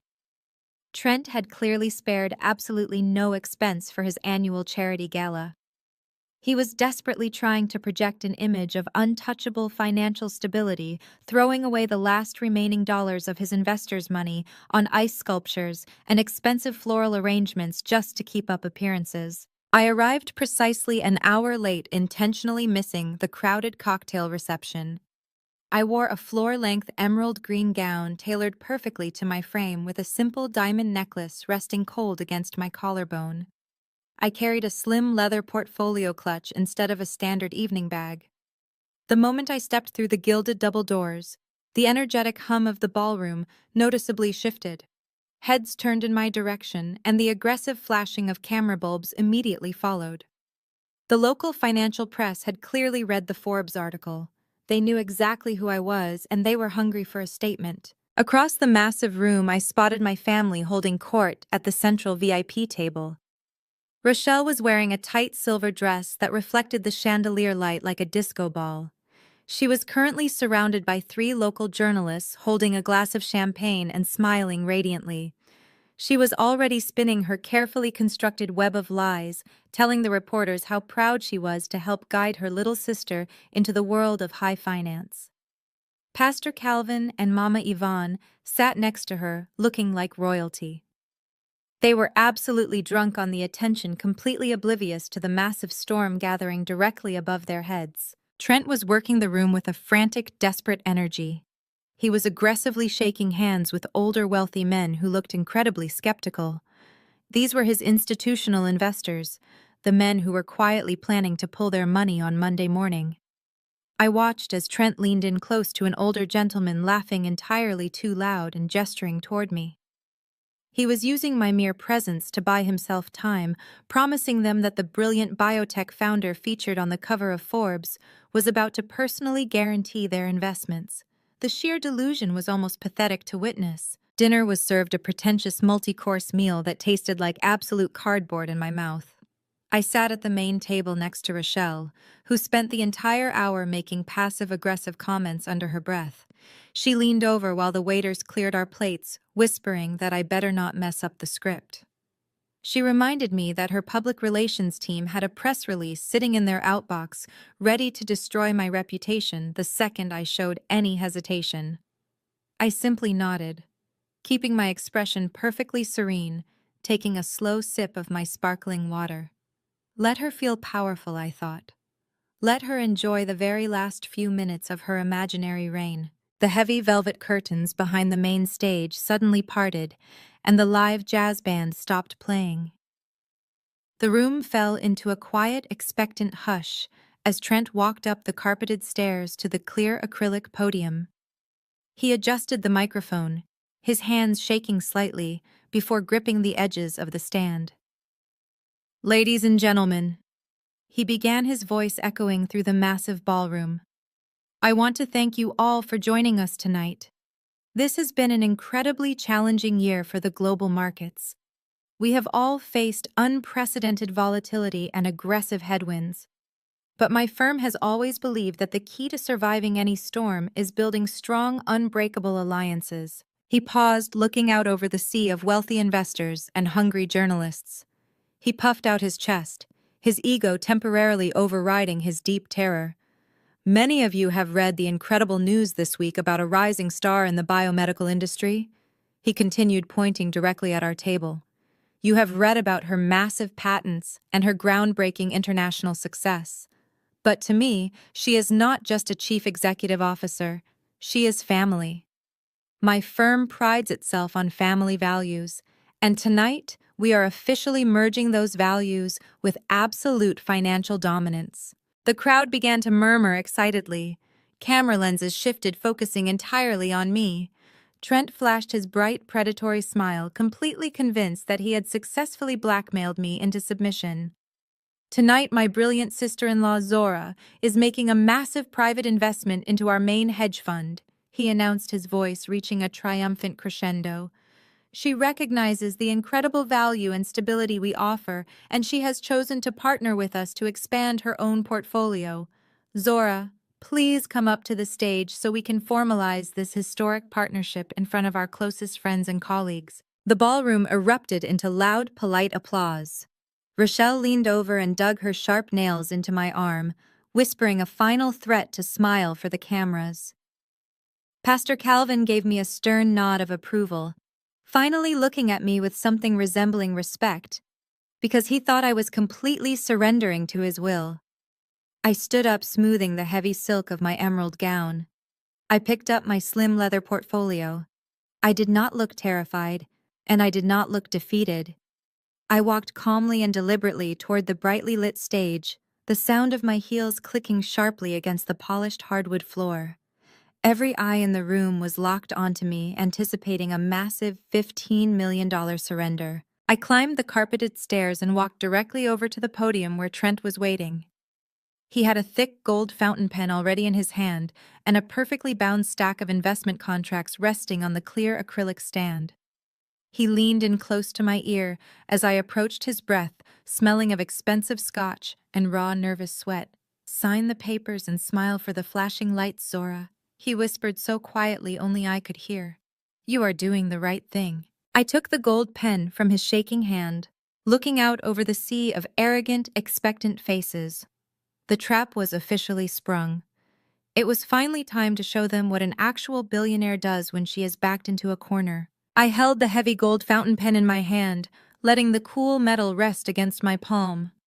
Trent was practically vibrating next to me, his pale blue eyes locked onto the signature line of the thick stack of contracts.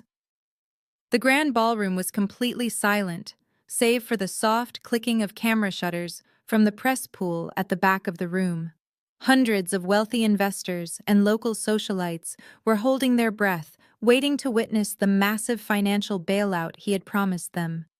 They thought they were watching a heartwarming display of family loyalty. They had absolutely no idea they were attending a public execution. I looked down at the documents sitting on the clear acrylic podium. $15 million. A fake investment designed to hide a massive federal crime. I gently placed the gold pen down on the stand. It made a soft tapping sound that echoed loudly through the microphone and across the cavernous room. Trent frowned, his fake confident smile faltering for just a fraction of a second.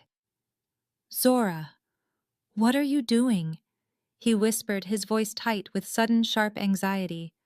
"Just sign the paper. The cameras are waiting." I did not answer him. Instead, I unzipped my slim leather portfolio clutch and pulled out my digital tablet. I had already paid the hotel audio-visual technician an exorbitant amount of cash earlier that afternoon to ensure my device would sync immediately with the main projection system. With a single swipe of my finger, the massive digital screens behind the stage shifted instantly. The obnoxious gold logo of Trent's hedge fund vanished entirely. In its place, stark black and white legal documents filled the massive displays towering over us like a tidal wave of undeniable truth. The crowd shifted in their seats. A low, heavy murmur of confusion rippled through the ballroom. Trent turned around to look at the screens, his brow furrowing as he tried to read the dense legal text from a distance. His brain could not process what he was seeing. I leaned into the microphone, my voice calm and completely steady. "Ladies and gentlemen," I said, letting the words wash over the massive room. "My brother-in-law invited me here tonight to publicly finalize a strategic family partnership. He told you that I was bringing $15 million in fresh liquid capital to his esteemed hedge fund. He promised you that my biomedical empire would provide the ultimate safety net for your investments." I paused, letting my eyes sweep over the audience until I locked eyes with Rochelle. She was sitting rigidly at the VIP table, her expensive champagne glass frozen halfway to her mouth. Beside her, Pastor Calvin and Mama Yvonne looked equally confused, their proud smiles slowly melting into masks of deep uncertainty. "Unfortunately, Trent has been lying to all of you," I continued, my voice echoing with absolute authority. "He has been lying to his investors, his family, and the federal government. Your money is completely gone." The ballroom erupted into a chorus of loud collective gasps. Camera flashes fired in a blinding, rapid succession, illuminating the sheer panic spreading across the room. Trent lunged forward, trying to grab the microphone away from me, but I easily stepped backward out of his reach. "Cut the microphone," he yelled, waving his arms frantically at the sound booth in the back of the room. "Security, get her off this stage right now." But the microphone stayed perfectly live, and the private security guards hired by my own corporate firm stepped out of the shadows, blocking the stairs, preventing anyone from coming up to intervene. Trent was completely trapped on the stage with me. "I am not here to invest in a failing hedge fund," I announced, my voice projecting loudly over the rising chaos of the crowd. "If you look at the screens behind me, you will clearly see the official debt acquisition documents filed early this morning in federal court. When a financial institution drastically defaults on its massive leveraged loans, the banks quietly sell off that toxic debt to the highest bidder to cut their losses." Trent stood absolutely frozen, his face turning a sickening shade of gray. He looked back at the screens, finally registering the massive bold words at the very top of the projected documents. "Notice of default and assignment of debt." The realization hit him like a physical blow to the chest. Over the past 48 hours, my holding company secretly purchased every single defaulted loan tied to Trent's firm. I explained, making sure to speak clearly and slowly so the financial journalists could record every single devastating word. "I did not bring a $15 million investment tonight. I brought a foreclosure notice." The room exploded into absolute pandemonium. Wealthy investors, the very men Trent had been aggressively trying to impress and pacify all night, shot out of their chairs. They were shouting angrily over each other, pulling out their cell phones and demanding to know where their retirement funds had gone. The journalists pushed forward aggressively, holding their recording devices high in the air, smelling the biggest corporate financial scandal of the decade. Trent was visibly hyperventilating. He gripped the edges of the acrylic podium so hard his knuckles turned completely white. "Zora, you cannot do this," he gasped, his voice barely a weak, pathetic wheeze. "You are destroying me. My life is over." I stepped closer to him, completely ignoring the absolute chaos unfolding in the ballroom below us. "I am not destroying you, Trent," I said softly, my voice carrying clearly through the speakers. "You destroyed yourself the moment you started stealing from your clients to fund your ridiculous luxury lifestyle. You built an entire empire on fraud and arrogance. I am simply the one holding the collection plate." I turned back to the audience, raising my voice once more to cut through the deafening shouting. "As the primary creditor holding the senior debt, I am officially initiating the immediate liquidation of this firm," I declared, staring directly into the flashing camera lenses. My legal team is currently filing the paperwork to freeze all associated corporate and personal accounts. This legal action includes the immediate seizure of the firm's assets and the direct foreclosure of Trent's primary residence in Maryland. I heard a sharp, piercing scream erupt from the VIP table. It was Rochelle. She had jumped to her feet, her tight silver dress shimmering as she knocked over her heavy dining chair. The brutal reality of the situation had finally pierced through her massive wall of delusion. The luxury mansion she loved to brag about, the expensive cars, the exclusive country club memberships, they were all gone in a matter of seconds. The lavish life she had funded with stolen money and fake prestige was completely erased. They belonged to me now. She was pointing a shaking manicured finger at the stage, screaming hysterically at the top of her lungs. But her frantic words were completely drowned out by the roar of the panicked investors and the relentless clicking of the press cameras. Pastor Calvin and Mama Yvonne were staring at the stage in absolute horror, the blood completely drained from their faces, as they realized their golden son-in-law was nothing more than a common thief. Trent looked like a man who had just been handed a literal death sentence.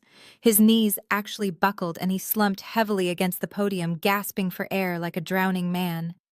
The arrogant white savior who had confidently offered me a minimum wage job sorting files in his basement was now a bankrupt federal criminal publicly exposed in front of the entire city.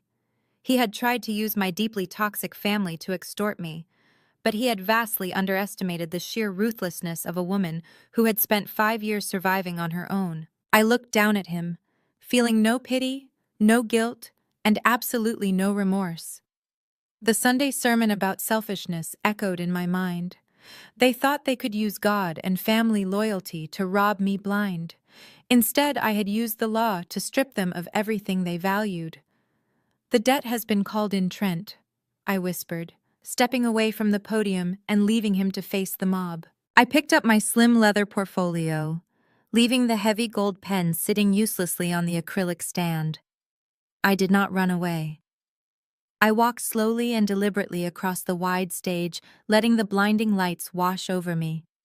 The first phase of the execution was completely perfect. The true creditor had arrived, and the total collapse of their fraudulent empire was happening exactly on my terms. I had barely taken 5 steps away from the podium when Rochelle's hysterical screaming reached a fever pitch. She scrambled away from the VIP table, pushing past the stunned investors, and ran toward the edge of the stage.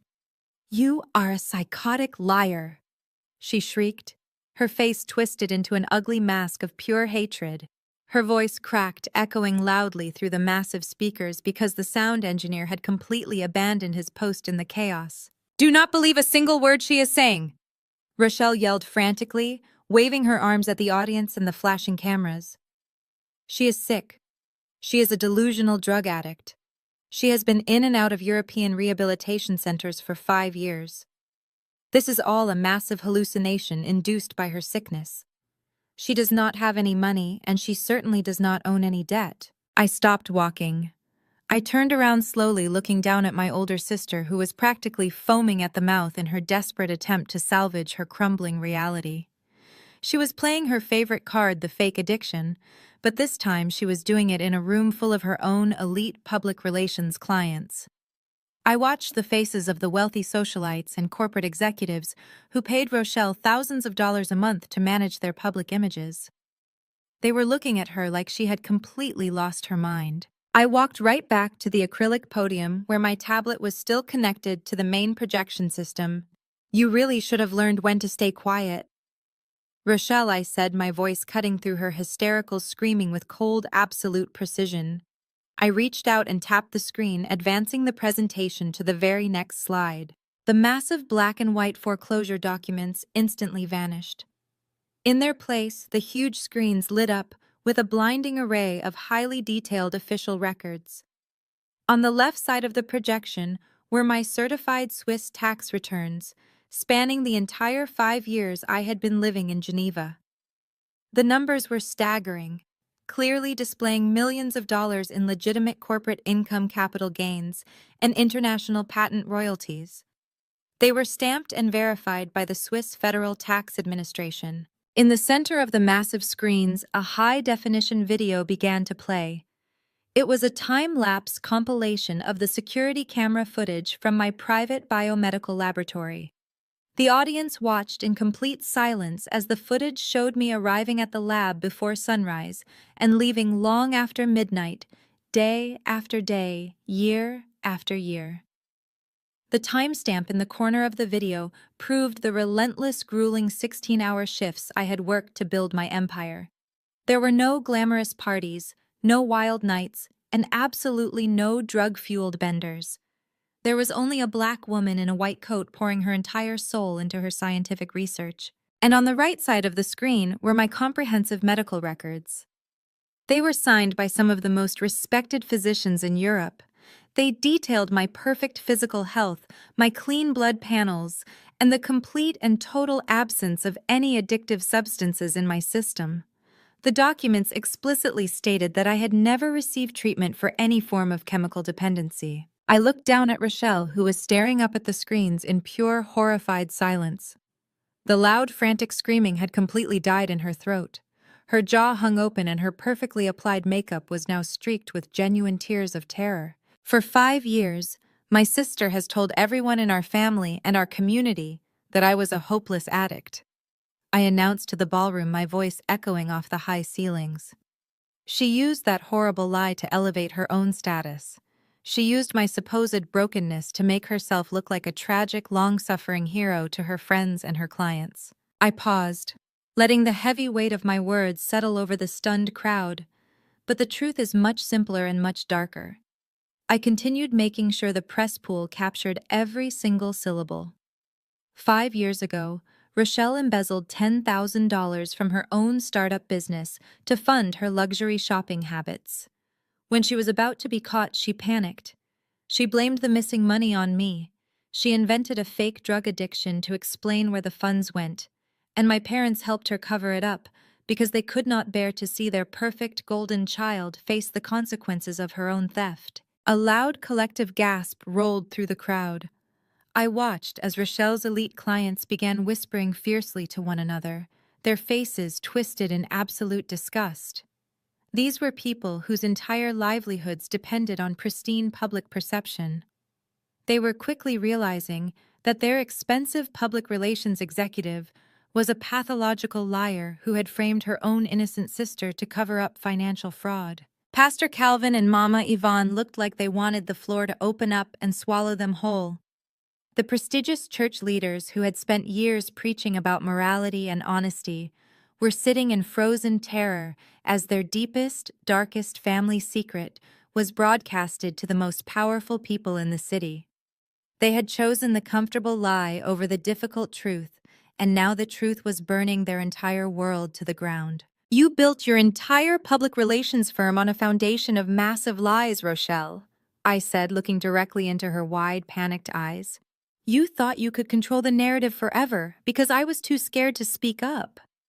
But I am not that frightened 19-year-old girl anymore. I am the chief executive officer of a $400 million company, and I keep the receipts for absolutely everything. She took a weak, stumbling step backward, completely defeated by the overwhelming mountain of undeniable evidence. The fake addiction is over, I declared, my voice ringing with finality. The tragic hero act is completely dead. The whole world now knows exactly what kind of monster you really are. The heavy silence that followed my declaration was absolute. It was the kind of thick, suffocating quiet that only exists in the immediate aftermath of a massive explosion. Rochelle stood frozen, her mouth opening and closing soundlessly like a fish out of water. But before she could formulate another pathetic lie, the heavy gilded double doors at the far end of the grand ballroom swung open with a resounding thud. The sudden noise made several investors physically jump. 3 figures stepped through the threshold. They were not wealthy socialites or local journalists. They were my corporate legal team flown in directly from Geneva and Washington, D.C. They moved with a synchronized, terrifying precision. They wore impeccably tailored dark suits, and their expressions were carved from solid ice. They did not look at the ice sculptures or the crystal chandeliers. They had a single target. The lead attorney, A tall, imposing man with silver hair at his temples carried a thick, leather-bound folder. As they walked down the center aisle, the crowd naturally parted for them. The wealthy elite, the church elders, and the desperate hedge fund investors physically stepped back, creating a wide, clear path. They recognized predators when they saw them, and my lawyers were the apex predators of the corporate legal world. Rochelle watched them approach, her eyes darting frantically around the room. She looked like a trapped animal, realizing the cage door had just locked shut. She instinctively took a step backward, bumping into her overturned dining chair. Pastor Calvin and Mama Yvonne remained absolutely paralyzed in their seats, watching the grim reapers of consequence march directly toward their golden child. The lead attorney stopped just 2 feet away from Rochelle. He did not shout. He did not need a microphone to command the room.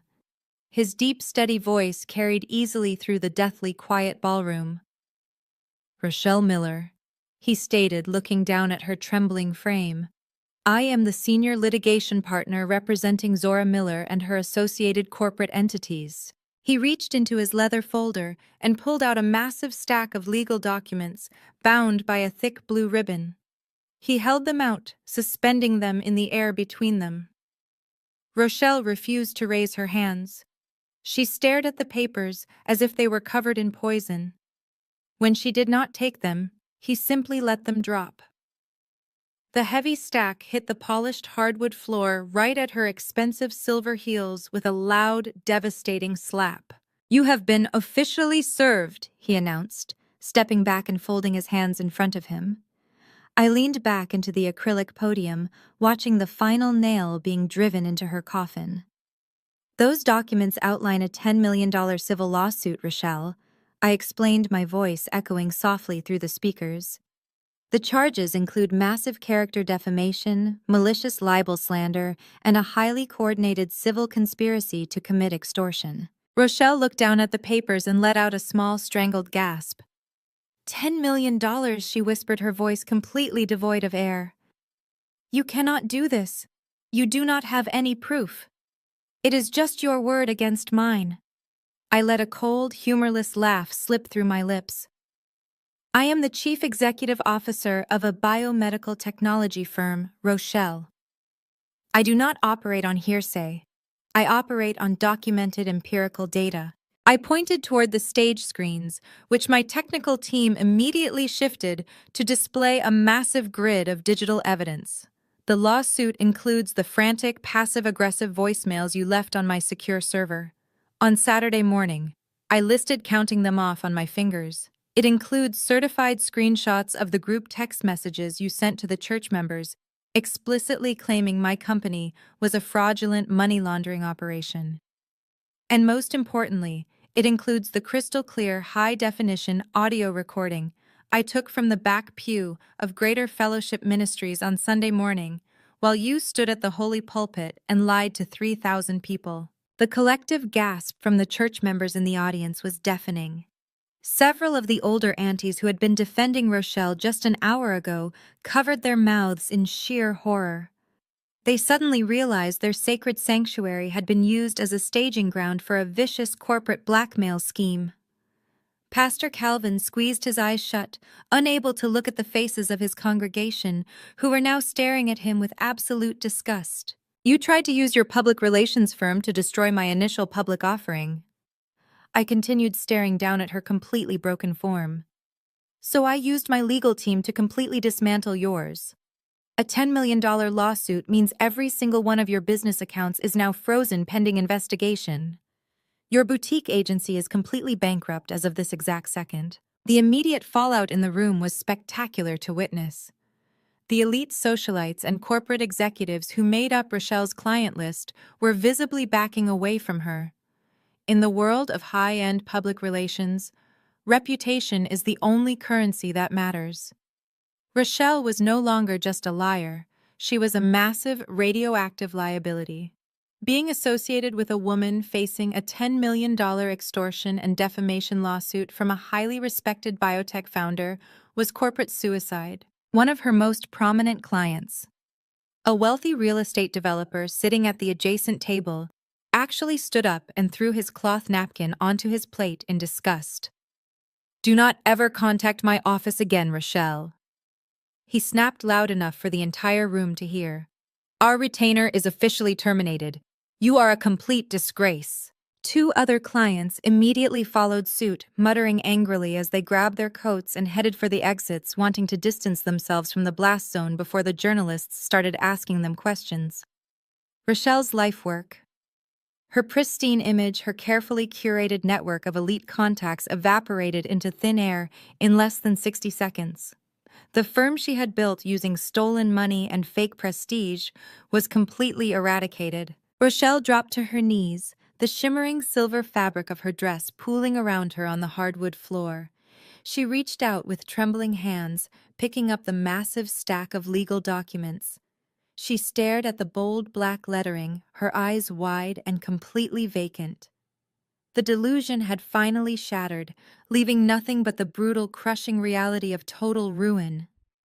She looked up at our parents, begging them silently to intervene to fix it, to yell at me like they always did. But Pastor Calvin and Mama Yvonne just stared blankly ahead. Their golden child was dead.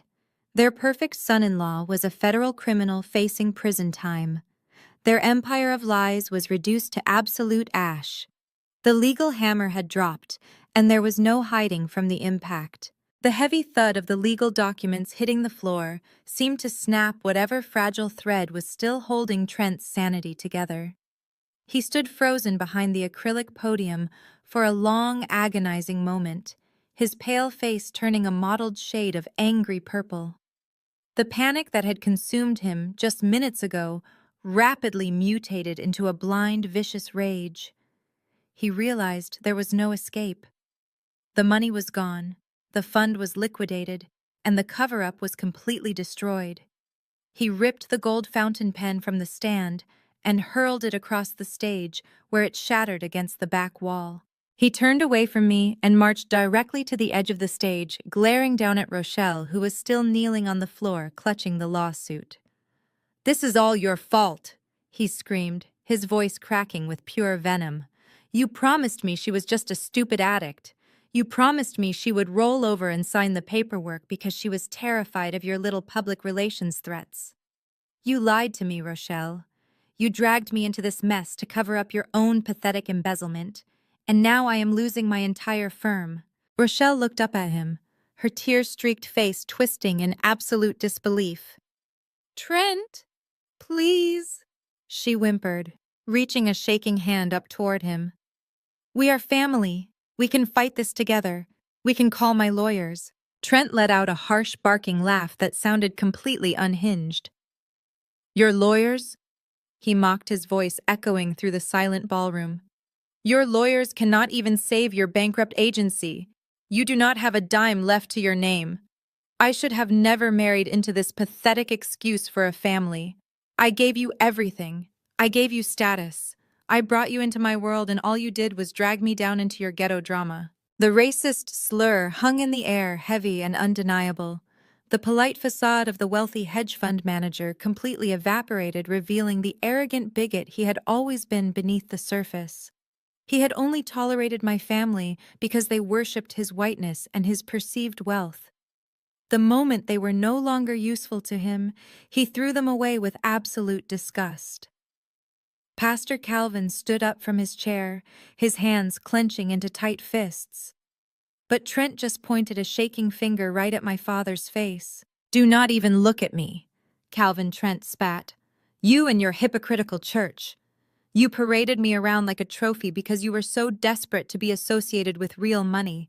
You are all just a bunch of frauds pretending to be elite. My life is ruined because I trusted a family of liars and thieves. I am divorcing you, Rochelle. I am filing the papers the second I get out of here. You are absolutely nothing to me now." Rochelle let out a loud, agonizing wail, burying her face in her hands as her marriage completely disintegrated in front of hundreds of witnesses. But Trent's furious rant was suddenly cut short. The heavy gilded doors at the back of the ballroom swung open for the third time that evening. A team of federal agents wearing dark windbreakers with the letters FBI printed across the back walked into the room in a tight tactical formation. Earlier that week, my legal team had anonymously forwarded the complete dossier of Trent's financial crimes, offshore shell companies, and fraudulent accounting records directly to the Federal Bureau of Investigation Field Office. The Securities and Exchange Commission had already been building a case, but the evidence I provided gave them the immediate probable cause they needed to execute an emergency arrest warrant to prevent a flight risk. Trent froze, his eyes widening in pure animal terror as the agents moved swiftly through the parted crowd. The wealthy investors and journalists scrambled out of their way, eager to give the federal authorities a clear path to the stage. Trent Miller. The lead agent announced, his voice deep and commanding as he climbed the stage stairs. You are under arrest for wire fraud, securities fraud, and the operation of an illegal Ponzi scheme. Put your hands behind your back immediately. Trent did not try to run. There was nowhere left to go. He turned around slowly, his shoulders completely slumped, offering his wrists to the federal agent. The sharp metallic click of the steel handcuffs locking into place echoed loudly through the silent ballroom. The sound was final and absolute. As the agent began reciting his Miranda rights, reading them aloud for every single investor to hear, the remaining shreds of Trent's arrogant dignity were completely stripped away. The agents led Trent off the stage, and Frog marched him right past the VIP table. He kept his head down, refusing to look at the investors he had stolen from or the wife he had just brutally discarded. Rochelle remained on the floor, sobbing uncontrollably, her body shaking with violent heaving gasps. The shimmering silver dress she had worn to project ultimate power was now wrinkled and stained with her tears. The golden child was officially broken, reduced to a weeping mess on the floor of a hotel ballroom. Utter chaos completely overtook the room. The wealthy elite, the people my family had spent decades trying to impress, were looking at the Millers with expressions of pure, unadulterated disgust. The church members who had purchased expensive tickets to support Trent's charity gala were whispering furiously among themselves, shaking their heads in profound disappointment. They had seen the real Rochelle, the liar and the thief. They had seen the real Trent, the racist and the fraud. And they had seen my parents, the enablers, who had allowed it all to happen just to protect their fragile social standing. Several prominent church elders walked right past my parents' table, refusing to even make eye contact as they headed for the exit. Pastor Calvin reached out, trying to grab the arm of a senior deacon, but the man pulled away sharply, offering a look of deep betrayal before walking out the door. Mama Yvonne sat completely frozen in her chair, her hands resting limply in her lap. The grand illusion she had sacrificed her youngest daughter to maintain was completely shattered. The community they ruled with an iron fist would never look at them the same way again. The prestige, the respect, the carefully crafted image, it was all permanently gone. I stood quietly on the stage watching the ballroom empty out. The journalists were practically running over each other to get outside and photograph Trent being loaded into the back of a federal vehicle. The investors were loudly discussing class action lawsuits and emergency asset freezes. Nobody was paying attention to the weeping woman on the floor or the silent pastors sitting in the shadows. They were obsolete. They were no longer a threat to anyone. I picked up my tablet, disconnecting it from the projection system. The massive screens behind me went dark, signaling the official end of the execution. My legal team stood waiting for me near the side exit, their expressions calm and completely professional. The debt was called in. The lies were destroyed. The criminals were in custody. The operation was an absolute and total success. I walked out of the main ballroom and stepped into the quiet carpeted hallway leading to the hotel lobby. The heavy mahogany doors closed behind me, muffling the sounds of the chaotic aftermath. I took a deep breath of the cool, filtered air, feeling a profound sense of absolute lightness. But my quiet exit was suddenly interrupted by the frantic sound of footsteps rushing up behind me. "Zora, wait, please wait." It was Mama Yvonne. Her voice was completely broken, stripped of all its usual arrogant authority. I stopped and turned around. She and Pastor Calvin were practically running down the hallway. They looked completely hollowed out. My mother reached out with a trembling hand, trying to grab my arm, but I took a deliberate step back, completely rejecting her physical touch. "Please, Zora, you have to stop this," my father begged, his eyes filled with genuine tears. The federal agents already took Trent away. "Rochelle has nothing left. You cannot go through with this $10 million lawsuit. She will go to prison if she cannot pay the damages. You have made your point. Everybody knows the truth now. Please drop the lawsuit. Blood is thicker than water, Zora. She is your flesh and blood sister." I stared at the two of them, letting their pathetic, desperate words hang in the empty hallway. Blood is thicker than water. I repeated, my voice completely flat and devoid of any emotion. That is a very convenient scripture for people who use their blood to drown the people they are supposed to protect. "You think I am doing this just because she insulted me tonight?" I asked, taking a step closer to them, forcing them to look directly into my eyes. "I am doing this because of what happened 5 years ago. And I am not just holding her accountable. I am holding both of you accountable too." They both flinched, as if I had physically slapped them. "I know exactly what happened with that missing $10,000. I said, my voice dropping to a low, lethal whisper. "I know Rochelle stole it to pay off her credit cards. And more importantly, I know that both of you saw the bank statements. You knew she was a thief. But instead of holding your perfect golden child accountable, you decided to serve me up as a sacrificial lamb. You watched her point her finger at me and call me a drug addict. You watched the entire church congregation look at me with pity and disgust. You let Trent treat me like trash. You actively participated in the destruction of my character because it was easier to have a broken, addicted youngest daughter than a thieving, fraudulent oldest daughter. You chose your social standing over my actual life." Mama Yvonne let out a loud, tragic sob, covering her face with both hands. Pastor Calvin looked down at the floor, completely unable to meet my gaze. The righteous holy man had absolutely nothing left to preach. "You do not get to invoke family loyalty." Now I told them, the finality ringing clear in every single syllable. "Family loyalty died the day you let her label me an addict while I sat in my room crying and begging you to believe me. You are not my parents anymore. You are just the people who happen to live in the house where I used to sleep. Do not ever try to contact me again." I turned around and walked down the long hallway, pushing through the revolving glass doors and stepping out into the cool, crisp night air. A sleek black town car was already waiting for me at the curb. I slid into the plush leather back seat and told the driver to take me directly to the airport. I had a flight to catch and an empire to run. Fast forward 6 months later. The bright, warm air in Silicon Valley was a beautiful change from the bitter cold of that Maryland winter. I stood on the balcony of the NASDAQ exchange building, listening to the massive roar of the trading floor below me. My initial public offering was a staggering, historic success. My biomedical firm completely shattered global market expectations, and my personal net worth officially crossed the $1 billion mark. Meanwhile, back on the East Coast, the fraudulent empire of the Miller family had completely crumbled into dust. Trent was currently sitting in a maximum security federal holding facility, entirely denied bail, awaiting a massive criminal trial.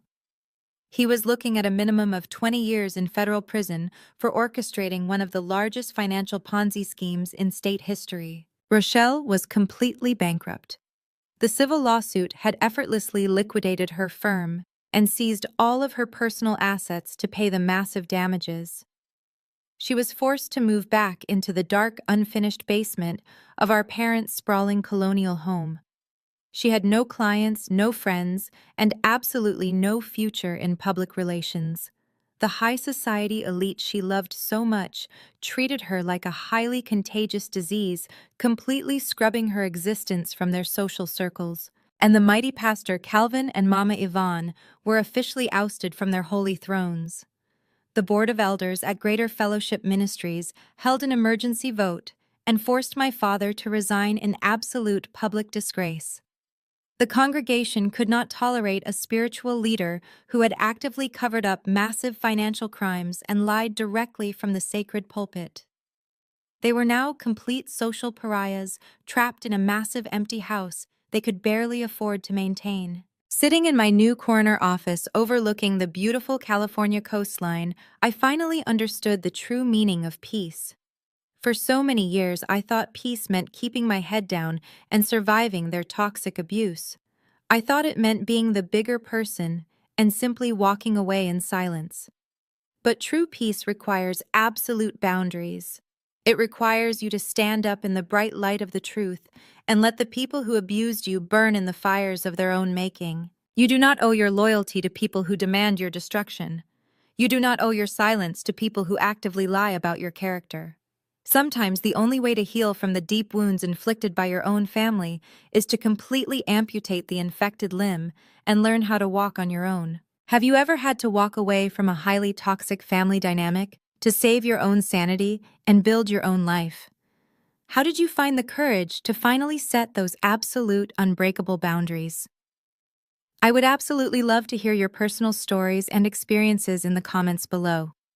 If my journey resonated with you, please hit the like button and subscribe to the channel for more stories about resilience, truth, and finding your own incredible power.